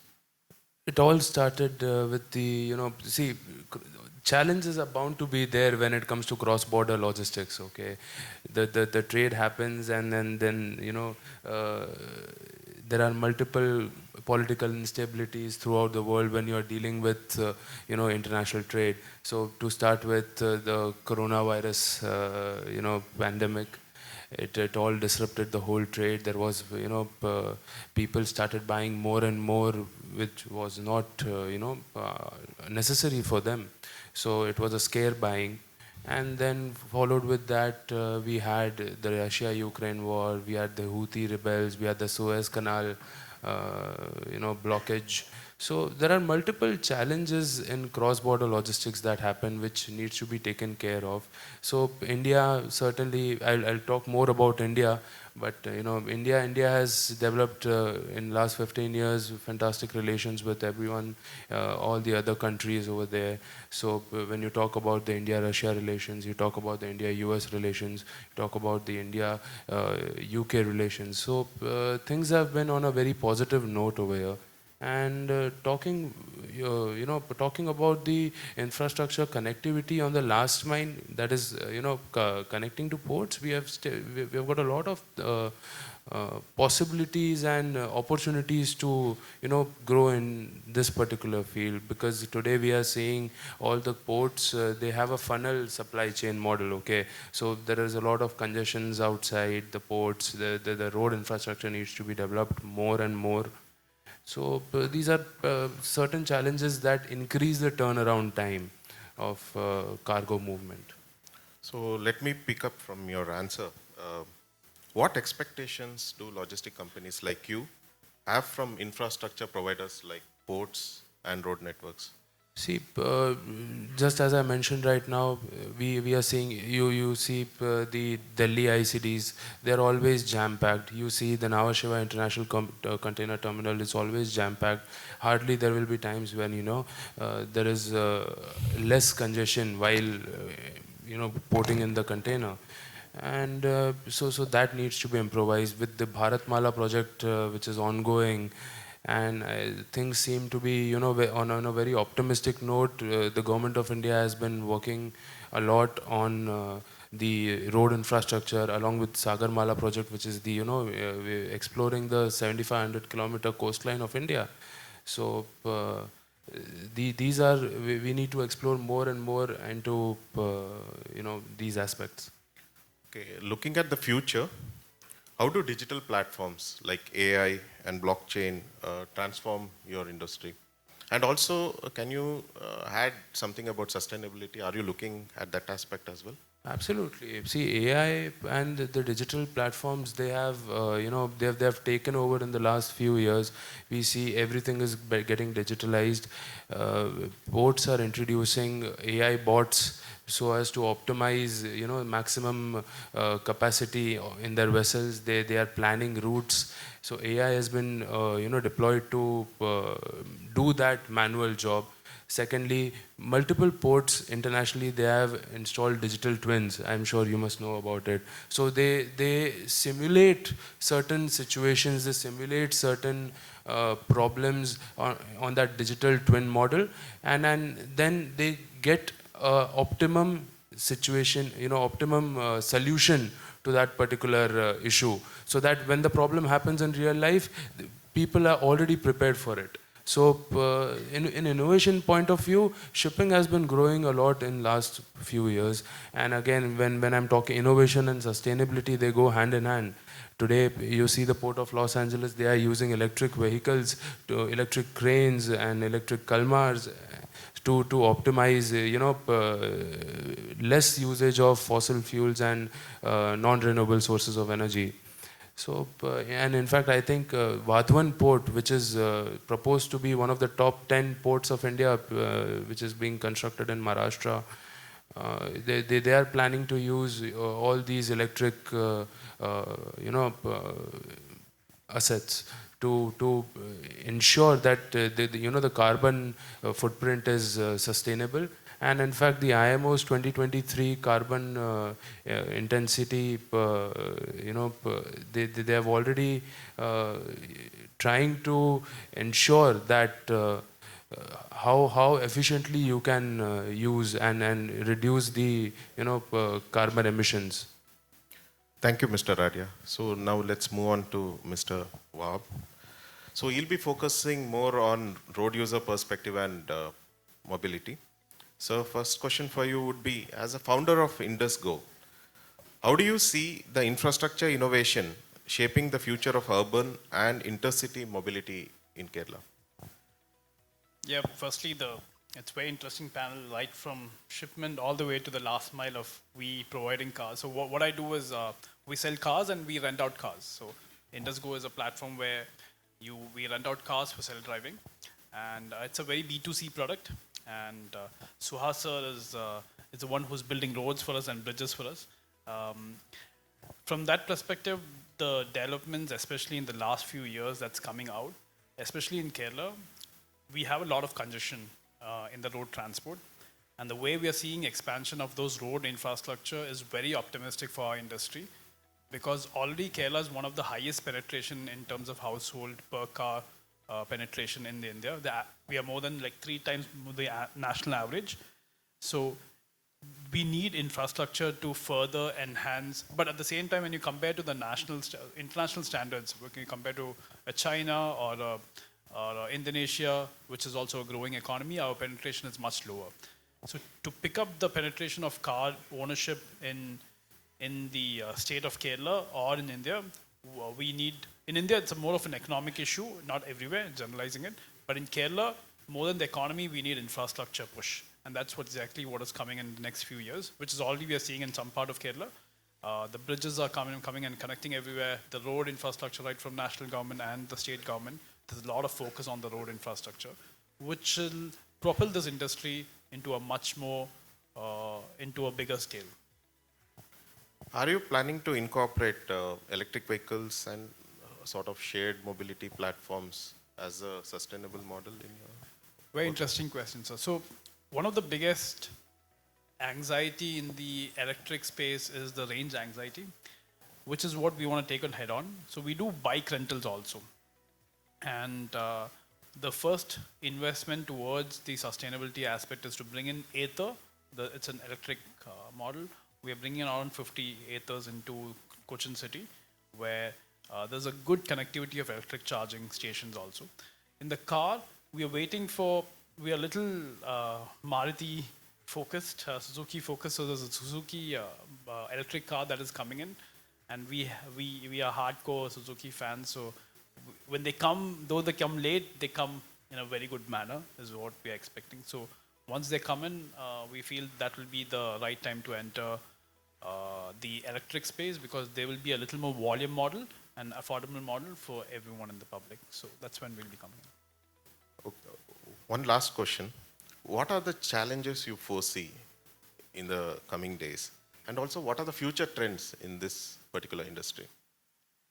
The self-driving rent-a-car space is very nascent in India. The exposure towards a rent-a-car self-drive is very, very minimal. Unlike, so you have Hertz and Avis and huge companies which are bigger than Uber and the Ubers of the world in the US or China or Dubai for that matter. Whereas in India, the self-driving as an industry is not well marketed. So right now we are in Bangalore, we are in Hyderabad, we are in Chennai. So what we're trying to do is penetrate ourselves into all the major big cities and then go for a big marketing push to first educate the customer that there is an option like that. For example, a few days back, we had a 25-car bulk order from people from England who they are driving themselves across Kerala, and we went for a feedback. The biggest feedback from them is this is the second time they're visiting Kerala, but when they self-drove themselves around Kerala, they felt they understood Kerala much better rather than a specific person taking them around for a specific itinerary. They could have a complete flexibility and understand the culture. So from that perspective, we feel like the other crowd knows it, but in India, there's a lot of education in terms of the sector to be, the awareness has to be brought in. That is what we are trying to do now. Thank you so much. It was very nice to hear you. Now, as a follow-up question, a common question to all of you. It's on collaboration, okay. So, how can maritime, logistics and road sectors collaborate to create an integrated and efficient infrastructure system? Any one of you could take it.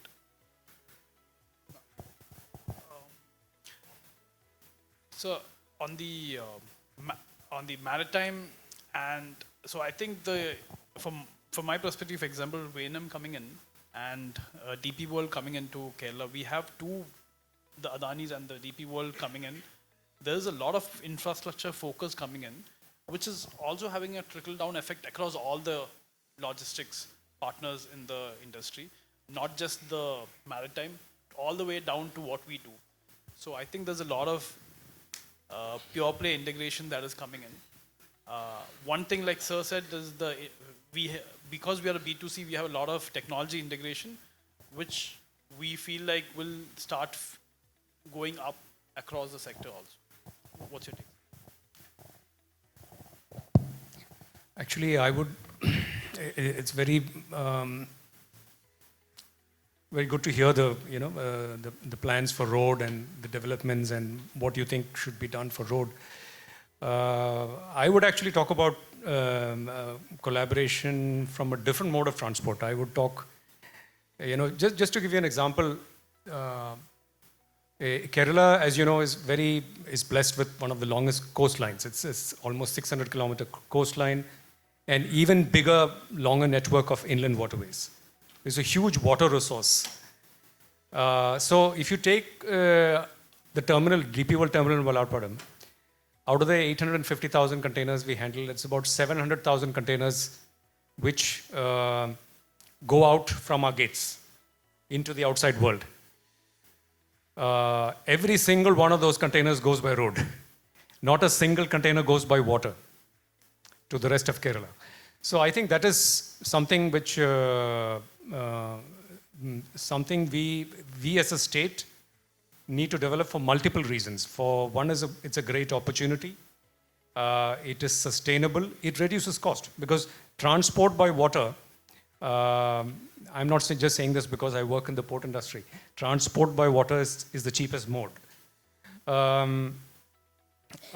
So this is one big opportunity which, and I think Kerala has got 17 minor ports, but you hardly hear about them. There's very little commercial activity. So if we can activate these ports, build a certain, not the kind of infrastructure which a Kochi or a Vizhinjam has, but something which enables smaller ships to berth, something which ensures that there's laborers working, close to 24 hours. And then we can see an uptick on this kind of traffic. Our roads, as Afdhel said, are so heavily congested, we need to get some traffic off the roads as well. So that's my take on integration, and the opportunity ahead for Kerala specifically. So it's very interesting. So if there is a warehouse here who's distributing, for example, a white good from Cochin, and he wants to send it to Calicut, is there a practical way, not today, maybe, is it practical to send that goods through a sea route all the way to Calicut instead of a truck? Yes. Wow. It is possible. It has happened on and off. I think the last time it happened was something like 2.5 years back. But it's kind of a stop and start approach which the entire industry has towards this. It's very much possible. And it's the same way how, like I mentioned earlier, when we were buying wheat from Punjab, it used to come by road, and then it moved a part of it by rail. Now a big part of it comes by sea. Yeah, especially for our state, where there's a big water network, and not just the sea coast. If you look at the inland locations where the backwaters are, there are many important commercial sites, industrial centers, which can be linked within the state through water, through the inland waterways. It just needs a bit of dredging and maintenance, and then you'll see a heavy load off the roads, which may not be good news for the road business for you, but I think even without that, you will still grow. Yeah. Yes, exactly. Anyways, there is good news coming in that front.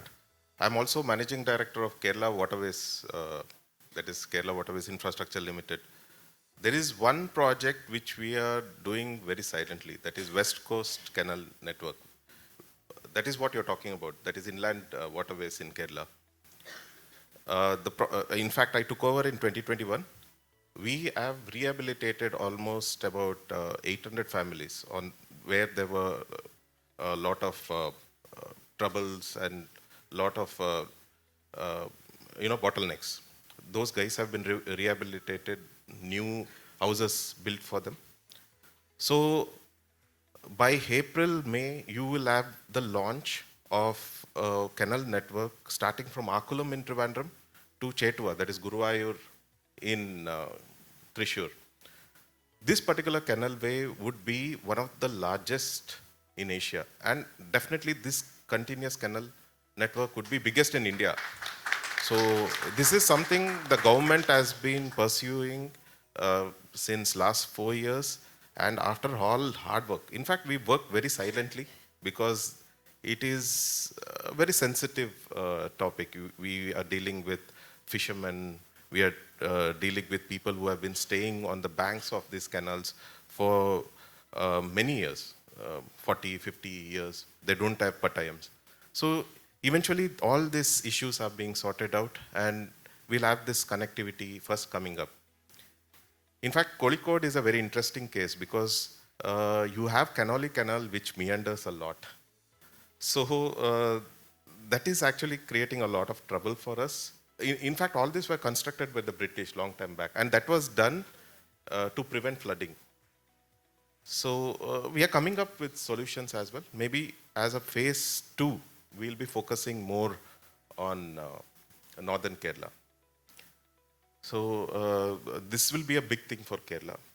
Most of the cargo, it's not for tourism as such. Tourism is a sort of a beneficiary. And now seeing this being cleared up, a lot of hotels are being established on the banks. The main objective and main impact would be in cargo movement.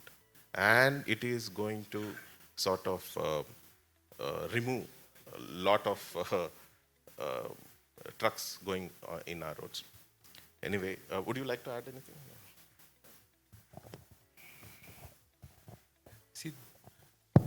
See, this is where the collaboration and, the topic of this particular, this guest panel is basically innovation through infrastructure. Due to innovation usually people, they usually read it with some technology and, something to do with digitalization. But this exact thing is why today we are sitting on this panel. Really appreciate it. Thank you.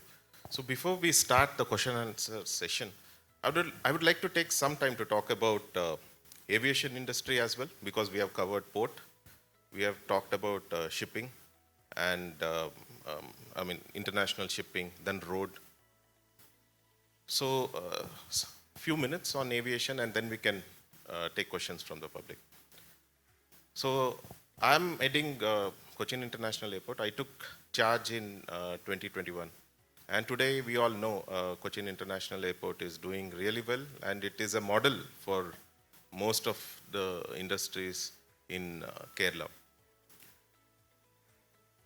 In 2021, when I took charge, we were all hit by COVID, and it was a very difficult time. But my predecessor and before him, that led a very strong base for the company. And we had to adapt to the changing times as well. When you look at an airport who is an operator, you have two sources of income. That is, one is aero and the other one is non-aero. So due to COVID, most of the aircraft stopped operating, and it created a huge loss. And after a long time, CIAL had a loss in 2020 and 2021. So that is when, with the support from my senior officers in CIAL, we had a strategic shift as to how we operated. We tried to adopt some of the models which has been implemented in Changi and others, where there was more focus on non-aero. So that's how we started this journey in the last 3-4 years. And we were the first airport in the country to come out of the losses. We were the first to make profit after COVID. And last year, we hit 1,000 crores for the first time. We became a 1,000 crore company. And this year, we'll be going further. Last year was a record year. We had 400 crores profit. And we gave 45% dividend to our 21,000 shareholders. And this year, I think we'll be giving more, not the dividend, in fact, the profits. So when you look at the recent projects of CIAL, which were commissioned, now we have been commissioning every project every 3-4 months. The last one was very recently done in December 28th. We had the launch of iconic Taj Hotel, just in front of the airport, walking distance from our international terminal. This was the second luxury Taj in Kerala. And I was very proud to get it to our airport. In fact, it's not easy to get Taj. We had to struggle and get them. And today, 112 rooms, Taj stands proudly in front of our airport. 4 months back, we had something of an innovation, that is 0484 lounge, 42 rooms, to help all the transit passengers. In fact, we decided to have a facility with no straight objects. So when you enter that, you'll always have a curved structure everywhere. And now it is become an iconic facility where all the architects and all the students of interior designing, they come and are having a look at it.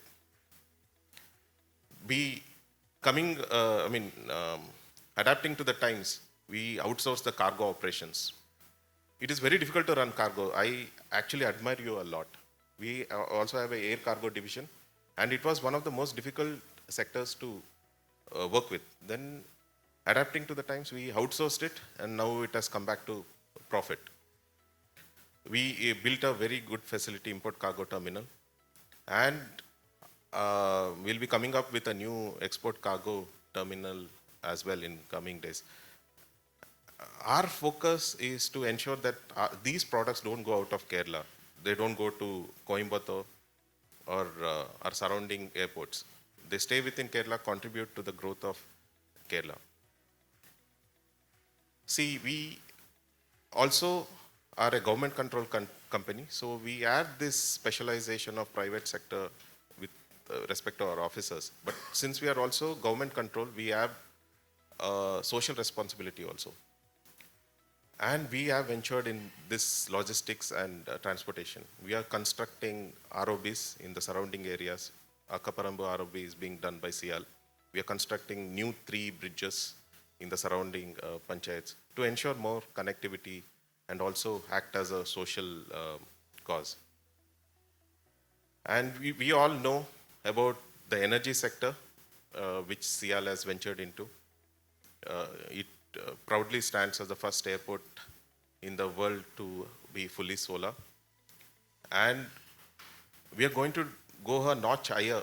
In March, April, we will be the first airport in the world to have a hydrogen power plant in an airport. So as of now, our airport is being fully powered by solar, but we still have a lot of combustible vehicles flying. All the vehicles by the ground handling agencies are combustible engines. So in order to make it truly carbon zero, in future all our vehicles would be powered by hydrogen. Hydrogen is the fuel of the future. And as of now, we have only one hydrogen plant functional in India, that is in Leh. So this will be the second one. And recently we ventured into idle tourism. We have a Haripara plant of 4.5 megawatts.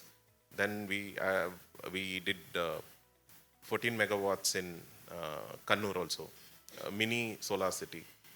So these are some of the things which we are working on non-aero. At the same time, we are also ensuring that we are leaping far ahead with respect to other airports in terms of aero connectivity as well. This year, for the first time, we crossed 10 crore passengers in November itself, in a year, last November. And we have got new connectivity to Southeast Asia. We got luxury airlines coming, Singapore Airlines. Then Vietjet started, and it has seen a tremendous response. Then, of course, our main focus would be to have a connectivity to Europe, which we are trying our best. The problem is the lack of aircrafts, but soon I hope something will work out. Another thing with respect to helping others with respect to cargo and other things would be to get a non-scheduled freighter status for our airport, which we are trying. Once that happens, it is going to be an hub for cargo movement as well. So a lot of projects coming up. We have international terminal, 7 additional bays. Then our domestic terminal is going to get revamped. We are going to have a new runway. So a lot of things are there for Cochin International Airport. Whether I'm there or not there, but future of the company is secure. So now let us take questions from the audience, and we open the floor.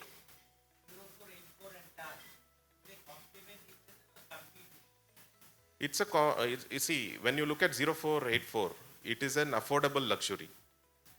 You get luxury at affordable rates. The rooms are priced at 3,000 rupees, 3,800 for 6 to 8 hours. But you get that feeling of luxury. There are a lot of other facilities inside. You have gym, you have sauna and everything. Whereas Taj, we are looking at premium luxury. The rooms are priced at 12,000, 13,000. And it is, if you really want to have a great time, then go to Taj.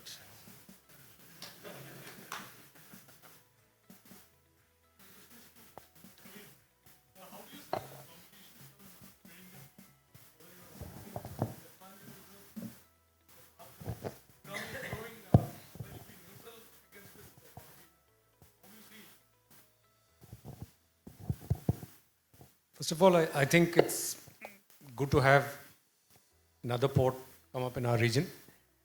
I think their focus is mostly what you call transshipment, which is cargo which will mostly come from other parts of the country. So naturally, when one more port comes up in the vicinity, there is going to be competition. But that's in the short term. I think in the long term, if you see the reason why that port is developed is not looking at the next 1 or 2 years, but a 30, 40-year horizon. The potential for container traffic in India is mind-boggling. So just to give you some numbers, we are always compared with China, right? So we just surpassed China in population. We exceeded 1.4 billion. China is behind us on that. You know, we handle about 25 million containers of cargo in a year. Do you know how much China handles? 300 million TEUs. So where is 25 million TEUs and where is 300 million TEUs? So even if we don't hit 300, in the next 10 to 15 years, we should at least hit 50, which is double of what we're doing. So actually we'll be short of capacity in the country, short of port capacity in the country. So that's a medium and long-term view.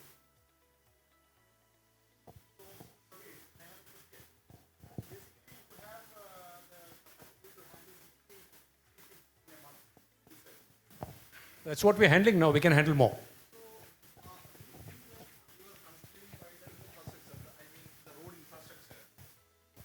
Because the ICT road which is there, and also you have a railway lane from here. I don't know to what extent that railway lane is being used. And I think there is a serious constraint with regard to the road infrastructure. The ICT road is mostly under repair most of the time. And the ICT road which is connecting to the highway 544, that is also having bottlenecks right up to Trichur, which is the exit point for the containers from Cochin port to outside the country, outside the state. That is one aspect. Another aspect is I think that culture is going in hand with, infrastructure is going in hand with the culture also. The road infrastructure is to be used with utmost well-nurtured, cultured driving, which is also lacking. So where do you think this is a serious constraint for further capacity enhancement of your port? I think a few years back I would have said yes, the road infrastructure is a bit of a constraint. But I think over the last few years, whatever improvements have been brought about in the road infrastructure has actually made things better for us. In fact, the container road which you're talking about, the repair which is going on is just now. It's been there for the last 15 years, that road. Just recently, they felt the need to do some repairs for some bridges and all that. That will get over hopefully in a few weeks. So we are in a much better position than what we were, say, 5 years back. If you ask me whether things can be improved, yes, of course. We need to use more rail for sure. And as I said earlier, we need to use more water, for cargo to come in and go out of the port. With the amount of water resources we have in this region, we should use more water mode of conveyance as well. My question is to Mr. Suhas ji. CIAL has always been a pride for Kerala. It's been doing wonders in terms of the green energy, and whether it is in terms of the way it is growing, traffic is growing in CIAL. And of course for all the shareholders as well. So the question is that, since the discussion is more on the water channel, and as Kerala is blessed with more of water channel, how about connecting, the Cochin airport to Alua metro through a water channel, the Kochi metro, water metro? Is that a possibility that you see, or is that something that we can expect in the future as well? This is a possibility which we have explored. From the runway, if you go 1.6 kilometers, you get Periyar River. From the Periyar, you have a small canal system going on the borders of our airport that is known as Changal Tod. So this is something which has been talked about, but the viability is yet to be studied. So if you have a regulator come barrage on the mouth of this Changal Tod, which connects the Periyar River, maybe if the flow is controlled, then small barges can come inside this channel up to the borders of our airport. And if we have a small freighter, cargo freighter station there, maybe we can utilize this for cargo movement. But passenger-wise, I think it would be little difficult. It would be more easier for people to come from Alua through road network than through water. But we can never say no. In future, maybe if something new technology comes, this can be explored. And one more challenge would be certain rocky substances are there at that particular point below the river. So whether that would be viable or safer for passenger boats to travel there, that has to be studied. Thank you. Yeah. Hi, my question is for Mr. Yash. I just want to know how we are actually gauging the sustainability objectives for port operations. Also want to check, how we actually mitigate the risk of keeping the credibility of our sustainability future goals for your operations. See, talking about starting with the vessels itself, okay, as of now we have got LNG powered vessels, which emit a lot less than the normal diesel powered vessels. That being the case, the ports today, like you say Winzimjim port, okay, they are using hydra management, okay. So hydra wave energy is being converted into kinetic energy, and that's being utilized. Apart from that, if you see on the northwest side, okay, you see a lot of electric machinery is being utilized today in certain CFSs and ICDs. So where there is no port connectivity, the multiple trucks and trailers are also being utilized in electric form. So Maersk, I don't know if people know here or not, but Maersk recently started, they introduced certain electric trailers, okay, and I think that the scope for electric trailers in India is huge when it comes to internal road movement from one place to another. Suhaji, I'm sure that you'll agree that the success what you see in the airport is one of the main reasons is that it's a PPP model. Am I right? And being a senior bureaucrat in the government, I think you have the responsibility to suggest more such PPP models, not only in the airports, industry also. This has worked out very well. I always say that when we talk about the industry, when we talk about PPP model, the bureaucrats or the politicians, they show only this model. We have done it, but we can do it in other industries also. That's only a suggestion with your being a bureaucrat. Thank you, Shivdas ji. Of course, the organization being a PPP model has played a big role in ensuring the company is successful. But this is not the only reason for success. In fact, when you look at it, we have had organic growth as well. Because if you want to fly to Dubai, you have to come to our airport. We had no other option, isn't it? As and when time progresses, the aviation industry is growing at 14%. There is new airports going to come. Then it's going to be difficult. PPP model, of course, will ensure that you have expertise of private sector as well as some kind of accountability with respect to government. But the major role has been played by the commuters, by the passengers themselves. People from Thrissur, people from Idukki, people from Alleppey, Kottayam, then others, they come to Cochin Airport to fly because they have no other option. But in future, this won't be sustainable because there are other airports going to come, there are other alternatives going to come. So we need to adapt. So that is why we are focusing more now on creating infrastructure around the airport. Now you must have heard that we are actually doing something known as golf project. We are building cottages there. We are making it more of a facility like Prestige Golf Share in Bangalore. Similarly, AeroCity has to be developed. We got these hotels. Now other facilities are going to come up around the airport. So what happens is that we try to retain the people to stay in the vicinity of that airport. Maybe some people will just come to have a meeting. They stay, do all their activities inside the airport premises and go back. So this is how it will trickle down and in fact make the airport grow. That is because, see, unlike Bangalore is expanding, Bangalore airport is growing, but the rate of growth of Bangalore as a city is very, very high than what Bangalore airport is growing.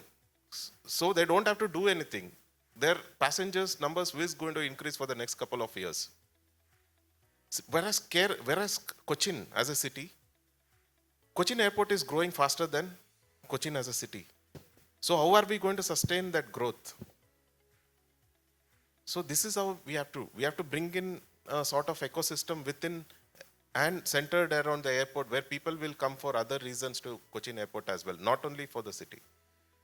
Of course, PPP model is great and this is being implemented in various sectors now, in rubber and in various other departments, but it has not seen success like how Cochin airport has seen. When you give monopoly and you give PPP, 100% it's going to succeed. But if you have a competition and PPP, maybe private sector might do better. So that's it. So that in that case, we have to facilitate private sector. Hello. This is a question. This is a two-parter question. First one is for in terms of the port line, the luxury segments in port line.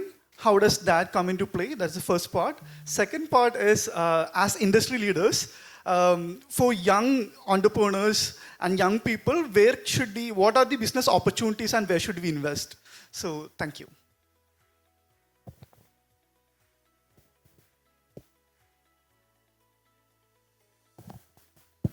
Could you please repeat the first question? Okay, the first question. So I would just like to praise what CIAL has done. It's amazing. Just like that, in the port side as well, we are currently focusing on cargo, and that obviously that's where revenue is. But if I were to try to invest on a bit more, not the growing market or not well explored market of the luxury side, I'm unaware of the luxury side that we have currently in the ports and all. So I just want to know a bit more on that, like where can somebody invest on the port side, or what are the new projects that are coming up into taking up huge luxury segment shipping lines in the port side.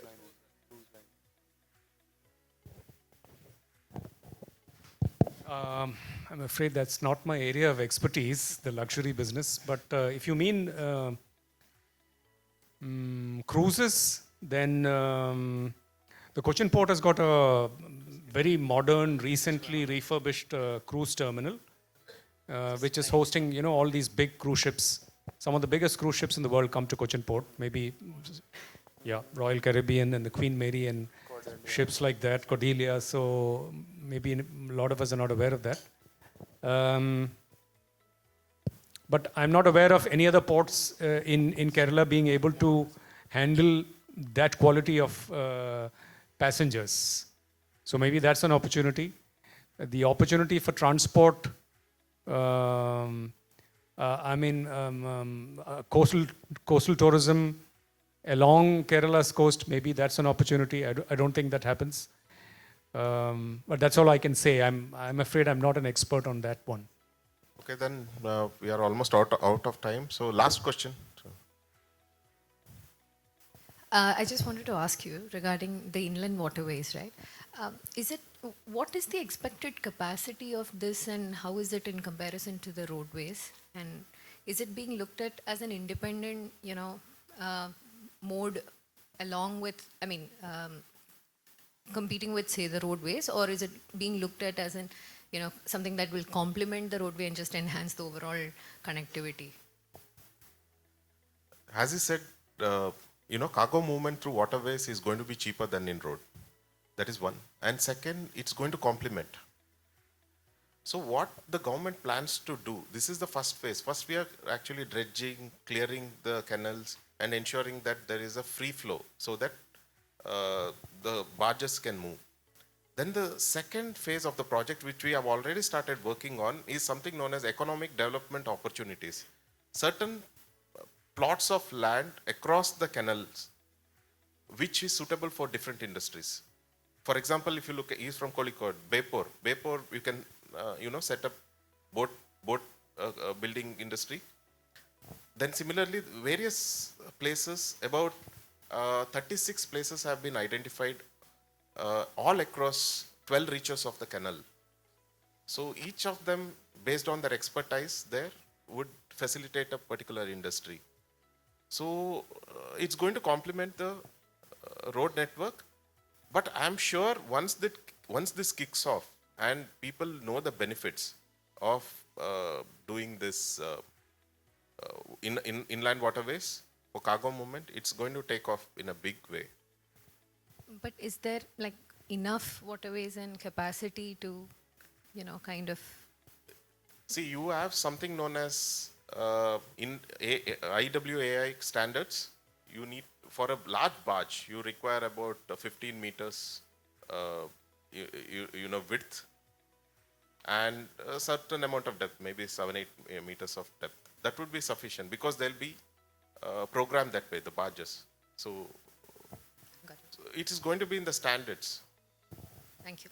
The problem what we are facing right now is in the cities. So as in Kozhikode, you have Canoli Canal, which is encroached upon over a period of time. You have an hospital on top of the canal now. You have a flyover on top of a tunnel. On top of the canal. So it's a difficult task, but maybe. Thank you. Thank you, gentlemen. I now request our moderator, Mr. S. Suhas, IAS, to kindly recognize our panelists by presenting a memento to each one of them. I also request our President, Mr. Bibu, our Conference Chair, K. Harikumar, and Honorary Secretary, Dr. Anil Joseph, to kindly join them on stage.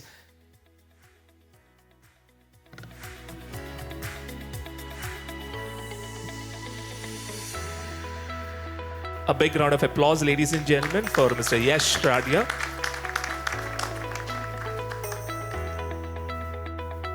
Keep the applause going for Mr. Afdhel Abdul Wahab.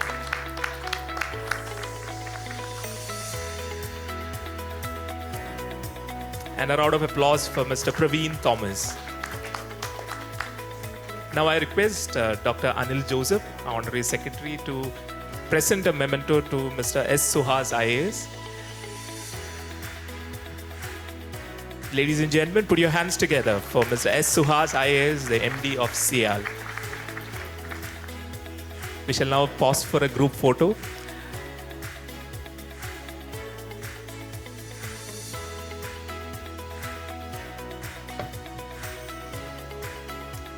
We sincerely thank you, gentlemen, for such an inspiring talk. Your words have illuminated the path ahead and reminded us of the power of collaboration, knowledge, and dedication. Thank you. And now I request Dr. Anil Joseph to propose the vote of thanks. Good afternoon, all. Indeed, it's a very proud privilege for me to propose the vote of thanks for this curtain raiser event for the 42nd Management Convention of Kerala Management Association. Indeed, it was a celebration of success. So, first of all, I would like to start the reverse way around with the people here. The story of CIAL, which was so inspiring because Balagopal sir started with the PPP model, taking the case of CIAL as an example. And if you look in 2021, it had 89 crore loss. 21, 22, 24 crore profit. And 22, 23, it was 297 crore profit.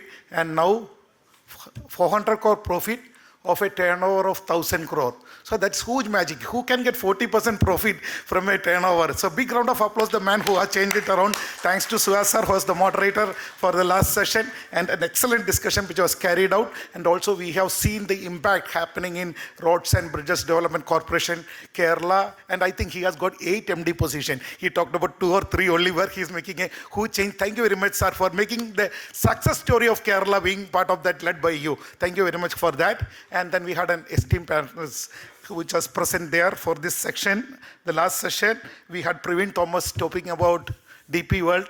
Started bit slow, but now we have shown that Kochi has, in the international map, it is coming up quite well. Thanks to DP World, and thanks for updating us what is happening in the port structure. And we are in fact a God's own country. We are blessed with a lot of good water. And one biggest advantage is that we can wear the same shirt over the year. We don't have a climate problem. You go to any other part, you have to adapt to the situation based on the situations there. So definitely we are God's own country and we are blessed with good water. So we have 600 kilometers of coast. India has 7,800 kilometers of coast, as was mentioned by the panelists. And again, we have the possibility of huge growth with the road infrastructure as well as the lot of potential tourism. And I know the golf tourism is also going to come to CIAL. They are putting a lot of effort on that. And thank you very much for the excellent part of that. And Praveen for enlightening us on what is the future of the DP world and the possibility of growth of the port infrastructure in Kerala. Thank you, Yash, for bringing the international perspective to this audience and sharing with us the possibility of the growth. And when you compare it with what happens in Los Angeles or in Singapore, definitely we have a lot of scope for improvement, which we want our youngsters, especially the young minds people, for this particular session is intended to, can have a lot of ideas which has come in and can make a lot of changes into the development which is happening. And thank you, Afdhel Wahab, for being with us and talking about what is happening. And definitely the rent-a-car business or a rent-a-bike business is going to go up. That's like other developed nations. With the infrastructure coming up and good vehicles coming up, so he is helping us with all this. Thank you very much for making a huge change in the industry. And thank you for this last session on infrastructure. Thank you. Let's give a big round of applause to all of them. Then we move to the next session where our moderator was Sunil Zachariah sir. Thank you very much for that excellent way he conducted the program and bringing it together. And that was passion. So that story was about people making changes in the society, transforming things with the passion they have. Stephen Devassy, in fact, he just flown in the morning and flown back after spending this much time here. The passion for sharing, passion for knowing, and the passion in believing on yourself, your thought process. So that is very much visible from all the 3 panelists which was here. They're a wonderful job and wonderful takeaway homes. Thank you, Nikkitha, being part of that. Thank you, Jacob, who was there talking about chocolate, cycling, and Shoppre is making a huge difference to 140 countries. So we have to share success. So I come to Balagopal sir, who started this theory. So again, a big round of applause for the people with passion and which can ignite people to make the transformation which is to come. And coming to Balagopal sir, who started this, that we always see only the negative part. Whether we take our media or this one or this thing, we talk about Kerala, nothing happens. But Kerala, so many things are happening silently. And that is one of the biggest motto of Kerala Management Association, to bring to the focus of all the people that Kerala business do happen. And there we have to play a role to spread this news across and make sure and attract our generation who goes outside. So that comparison was made by Balagopal sir. He told that if you compare India, Kerala is not in the top 8 states where the people are, youngsters are migrating. And if you look in, there is a lot of retention. And the quality of life, if you go across, is much better in Kerala. So that is one aspect which we need to carry home. Thank you very much, each and everyone. I would like to thank Balagopal sir, especially for that. And special thanks to our chair, convention chair, Harikumar sir, for doing a wonderful job. And we have the president leading us, Bibu Puneran. Thank you very much for all the efforts you have put in to make this show. And this show is for the young minds. Young minds led by Aarti, Nivedit, Ujjwal. Excellent. Big round of applause for them. And we started it this year, and currently we have 40 members joined KMA team, and they do program every month, bringing in innovations and giving us hope that there is a next generation coming up, and that it's not going to be a ghost city or ghost state later on. So the youngsters will stick to and bring in innovations and practice to this. And thank you very much for that. And again, for the Neil, thank you very much for doing a great job. And our team, Jojo, Prajit, and the entire team who was here. Once again, I cannot conclude thanking our past presidents. We have an array of past presidents. I would like to take the name, but already it's 1:30. I don't want to take for. Thank you very much, all past presidents, for joining us, and all the MC members. And I can see the whole full. Everybody is hungry. I don't want to take any more time. I want to thank each and everyone for coming here, blessing us. And I always say this, don't just listen. Whatever you take home, and put it into practice. And always in engineering, we always say, it's the art of applying knowledge into practice. So we engineers things, and I'm sure that today's takeaway homes will help you convert that into a better, and make sure that Kerala is coming out as a better engineered state and better livable state for the entire society. Thank you all for joining us, and please join us for the lunch. Thanks a lot. Thank you, Dr. Anil Joseph. With this, we come to an end to this part of our session.